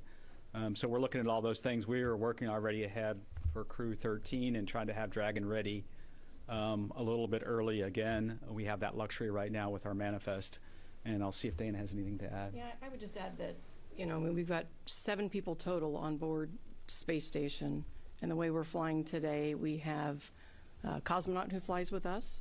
Of course, Andrey launched with us today. And then we've always got a USOS crew member, a NASA crew member who's on the Soyuz. And so, though it's more challenging with only one set of hands, we do have other folks on board who can help us if we really need extra sets of hands. So the way I look at it, though it's not ideal if you have to bring a crew home early, there's no immediate crisis or emergency. We can manage that. We've flown before with 3 crew on board. So we're fortunate that we have flexibility in our training, our operations, and the spacecraft to make some adjustments. But I don't see us doing anything specifically different in the future per se to, like, let's say, have a vehicle on standby or a crew ready. We're pretty flexible and adaptable, and we'll work towards whatever the situation demands. And with that, we'll head over here. Thank you so much for this press conference. Lenka White from RIA Novosti. If I may please to Mr. Jared, as the new administrator, how is your cooperation with Roscosmos going, and what are the plans for the future? And if I may also, how important is it to incorporate AI into long-distance missions? Thank you. Sure. Well, I guess to start on the AI point, we can work backwards from there. It's incredibly important right now. Recently, we did a demonstration with our Perseverance rover on Mars, where it was undertaking AI operations like autonomous driving and detection, which is going to be just essential for both robotic and crewed missions in the future. I mean, one, just natural transmission delays, is going to challenge, I think, the historic mission control construct there. But our sensors, especially on these robotic missions, are going to gather so much data now that you're going to want to be able to analyze it, interpret it, and make decisions while you're on mission versus waiting for it to necessarily come back, and also determining what data is necessarily important to send back versus which can be discarded. So I think that you're going to continue to see that. In fact, one of the missions to robotic mission to Venus that we're looking at now may be designed right from the get-go to have AI incorporated into its mission software. In terms of a relationship, with Roscosmos, I think that the Crew 11 situation highlights it at its best, right? I mean, that's a situation where we could bring our astronauts home early, knowing that the relationship as it's constructed with our partners in Russia enable continuous operations of the space station in a relatively safe way. So I think that the design of the International Space Station really had a chance, through its international partners, had a chance to really showcase itself over the last month or so. Yeah. We'll head over to Will right here. Hi, excuse me, Will Robinson Smith with Spaceflight Now. Thank you for taking the time. To the administrator, during your remarks with Steve Sisloff, you mentioned earlier today, well, I guess yesterday, that there were a series of mini wet dress rehearsals for the SLS rocket. I wonder if you can go into a little more detail on this particular stage of the testing, and if that was able to inform a date for the full next wet dress rehearsal. Thanks. Sure. So I think we're going to provide additional details on that tomorrow. The teams wanted to have a chance to get together and review the data before taking a position on whether or not we are going to advance to a full wet dress 2 or undertake additional kind of mini tests. this should make a lot of sense, right? On Artemis 1, we were combating hydrogen leaks multiple times on that. We obviously encountered that again on the Artemis 2 wet dress rehearsal. We already communicated through a blog that we replaced some seals, and now we want to do as many tests as we possibly can before stepping into a full wet dress operation again to just gain confidence. We will provide more details tomorrow, at least from some of the early views. We did not see some of the leaks for the portion of the test we were running that at a comparable period during the full Artemis True wet dress we did. So it's an early indication, but we'll share more details as we get into it tomorrow. But I think the idea is we will continue to do everything available to gain confidence going into the full wet dress. We'll head right up here. Thank you. Sawyer Rosenstein with NSF. A couple of timing questions. In regards to LZ-40, about how long do you expect the booster to still be up there before it's able to be lowered? And can you still launch from 40 if the booster is vertical? And for the ISS side, about how long do you expect to be able to get back up to full speed after docking, kind of to where you were at that Crew 11 pace prior to the return? I'll go first. Okay. Thank you for the question. This does afford the opportunities for some pretty cool pictures, I would say, if that's what you're thinking. So obviously we want to make sure, as with every one of our operations, that we only step into that operation if we can do so safely. And so that includes all of the safing procedures after a booster lands, making sure that it's able to be approached by personnel and perform the subsequent operations that need to happen to bring it horizontal and bring it into the hangar. Should we need to perform a launch while the vehicle is vertical on the landing zone, we are able to do so. But nominally, the timelines don't look like that would necessarily be required. I'd say 5 to 7 days is generally the time period of crew handover. They'll actually start doing some work as they're doing some of that handover. So the first 3 days, handover. After that, they'll be packing SpaceX 33 and getting it ready to come home. So give them about a week, and then they'll be up to speed and kind of working at full pace. We'll head right up here. Yes, I'm Bert Dicht with the National Space Society, and for Administrator Isaacman and any of the other panels. It's an exciting week here with the Vulcan launch, SpaceX Falcon 9 and Crew Dragon, and with Artemis 2 on the launch pad. While it didn't align, there could have been a chance where you had 2 crewed launches in a matter of days. So hopefully that will happen soon. Just wanted to see what kind of preparations in terms of mission management, infrastructure, human resources in order to make that happen in the future. Well, this was one of the first things I was briefed on after being sworn into this role is what do we do in a circumstance where we are launching 2 human missions from Kennedy Space Center in short proximity. I mean, everything from 2 different suit-up rooms, which we have available to us here, we were giving consideration to how we would stage our recovery forces for all the various scenarios. And I was thinking, what a great problem to have, right? Now, of course, obviously, we went through the motions, and this is why we kept Crew 12 in a position where they could launch as early as February 11th. Obviously, took today's window, and then we were not going to really target a specific date until after we completed wet dress, and that conflict was alleviated. But it is one that I certainly hope we have with great frequency going forward. We'll continue over here with Spectrum. Thank you for taking our questions. Administrator Isaacman, you've been on your own crewed missions in the past, but how did it feel to see the first crewed mission as NASA's new administrator today? That is a good question. Well, it was obviously wonderful to be back here at Kennedy Space Center and see everything in action from slightly different perspective, for sure. Felt like I might have had the second best seat I could have today as I was going into the operations, but.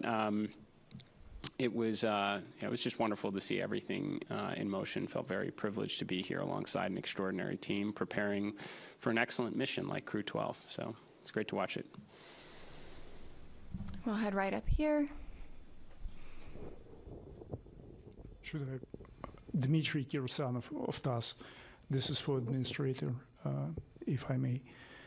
If I may just press you a bit further on your cooperation with the Russians, what specifically do you have in mind, and do you plan to hold talks with your counterpart, Mr. Bakanov, anytime soon, and perhaps travel to Baikonur? So I believe everything you just asked is in some degree of work right now. I am certainly planning to attend the next Soyuz launch, crewed Soyuz launch. Good friend that's going to be going up on that mission, so it'd be hard to imagine to miss it. But I know that we're making preparations for a discussion with my counterpart at the earliest opportunity. The space station is going to still be up there for a long time. There's a lot that we need to accomplish together in the years ahead. Certainly a lot of opportunity for good conversation. And we'll head over here to the back. Yes, yeah, right there. Thank you so much. Emily Martin from Ciel Espace France. Thank you so much for taking my question. Do you already know who's going to perform the EVA on board? And is Sophie's going to perform one? Thank you. We are still working on the crew tasking for that, for the 2 EVAs with all of the replans that we did, so we'll get that out. Maybe just to complement, she's definitely ready, but as Dana said, it will be part of the planning. We'll go over to you, Marcia. Hello, Marcia Dunn, Associated Press for Administrator Isaacman. How late into February can you keep dealing with potential fuel leaks and other tests on the pad before you could, you really need to start trying to launch in March? And I've heard the 3rd or the advertised 6th. I mean, what's the earliest in March you can actually launch Artemis 2? Well, I would say first we have a lot of time ahead of us. I mean, if you think about the last wet dress and the proximity to the opening of the launch window in February, I mean, that was rather condensed compared to the timing we have available now. So we can do a lot of confidence tests as we did yesterday, and I expect we probably will. We could undertake more than one wet dress if necessary. We're going to make absolute most use of the time that we have leading up to the start of the window.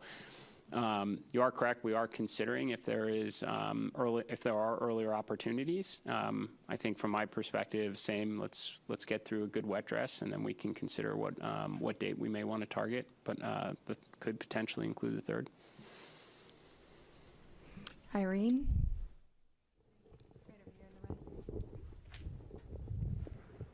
Thanks. Irene Klotz with Aviation Week.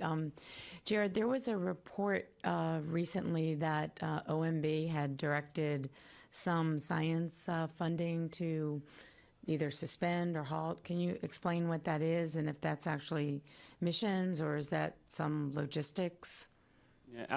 So I think I'm aware of what you're referring to. I mean, that was, really incorrect reporting. Very routine correspondence between the CFO office and our various mission directorate and centers as we were gathering information as part of the apportionment process.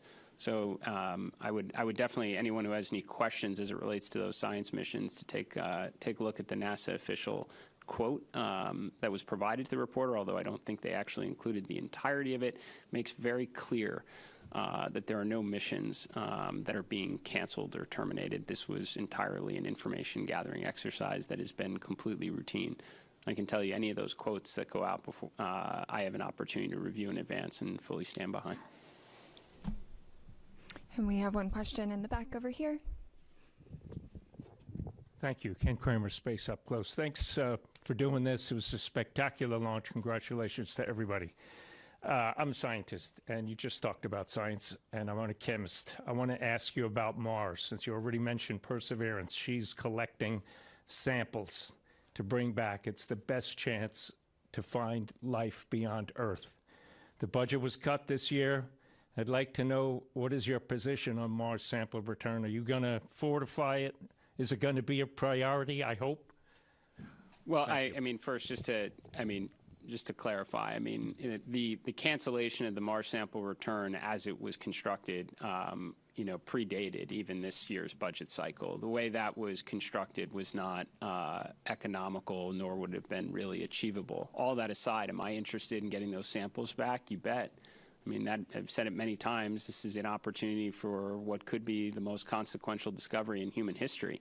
And I do believe that Congress made available additional funds in the latest appropriations for us to begin, evaluating various possibilities on how we could potentially retrieve those samples. So it's certainly very early, but we've been given the opportunity to rethink our approach, hopefully be able to do it in a very affordable, and if there is such a thing as an expedited way when you go to Mars and back. So. And we have a question online from James Dowling-Healy from West Hartford Community Interactive. So we'll go to you, James.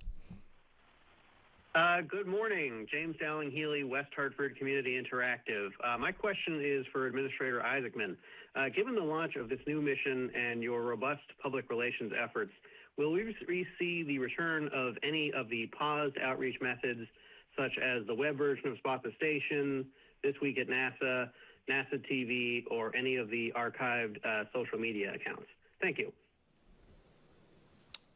I mean, we are certainly committed to being as transparent as we possibly can and keeping the public informed of all the exciting, undertakings we have at NASA right now. So I can't necessarily comment on any of the specific avenues you mentioned, and I think it's probably very unlikely that we're bringing back any archived social media accounts. Even if it's a relatively unpopular opinion, I actually think we should be consolidating further and trying to get more quality out than general quantity. I think that's one of the best ways to get the public engaged in our mission. But all that said, I can assure you, and as somebody who is a outside observer for a long time, I'm certainly committed to increasing the rate of information sharing with the interested community.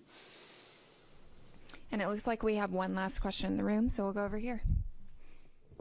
Hi, Aaron Gilchrist with NBC News, and my question, Administrator, is actually in the same vein as the one you just got. I'm curious about your message to folks who are not astrophiles, people who maybe got up this morning and saw their first launch ever, or they woke their kids up to see their first launch ever on all the platforms where it was available.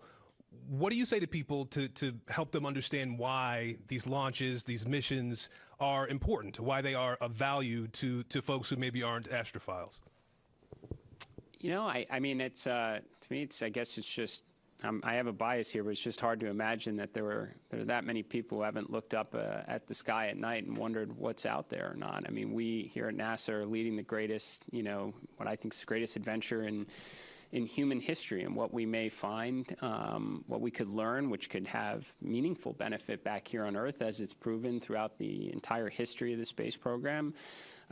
New technology, economic potential, new sources of energy and power, and just satisfying the curiosity that we all might have. I think that as a society, we invest an awful lot in trying to address, the challenges of the day, the imperfections that are in life, and you can always put a small percentage, as we do, in trying to make progress for the future and to inspire our kids to want to grow up and dream bigger. I think that's what we do here.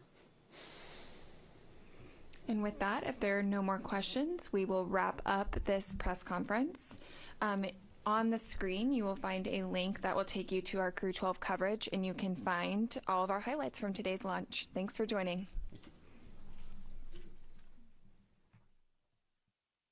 Inside the historic astronaut crew quarters, where SpaceX teams helped each crew member into their custom pressure suits. Before heading out, the crew paused for a final pre-launch tradition. You see it there, the card game gathering around the table. It's a way to set the tone and leave any bad luck behind. Then it was time to step outside. The crew walked out to greet family, friends, and supporters, following a path walked by every NASA astronaut since Apollo 7 in 1968. A short time later, the crew climbed into their Teslas, beginning the ride out to Launch Complex 40, escorted by security through Kennedy Space Center and onto the Cape Canaveral Space Force Station. As they arrived at the pad, the crew got out and got their first close-up look at the Falcon 9 rocket that you see there.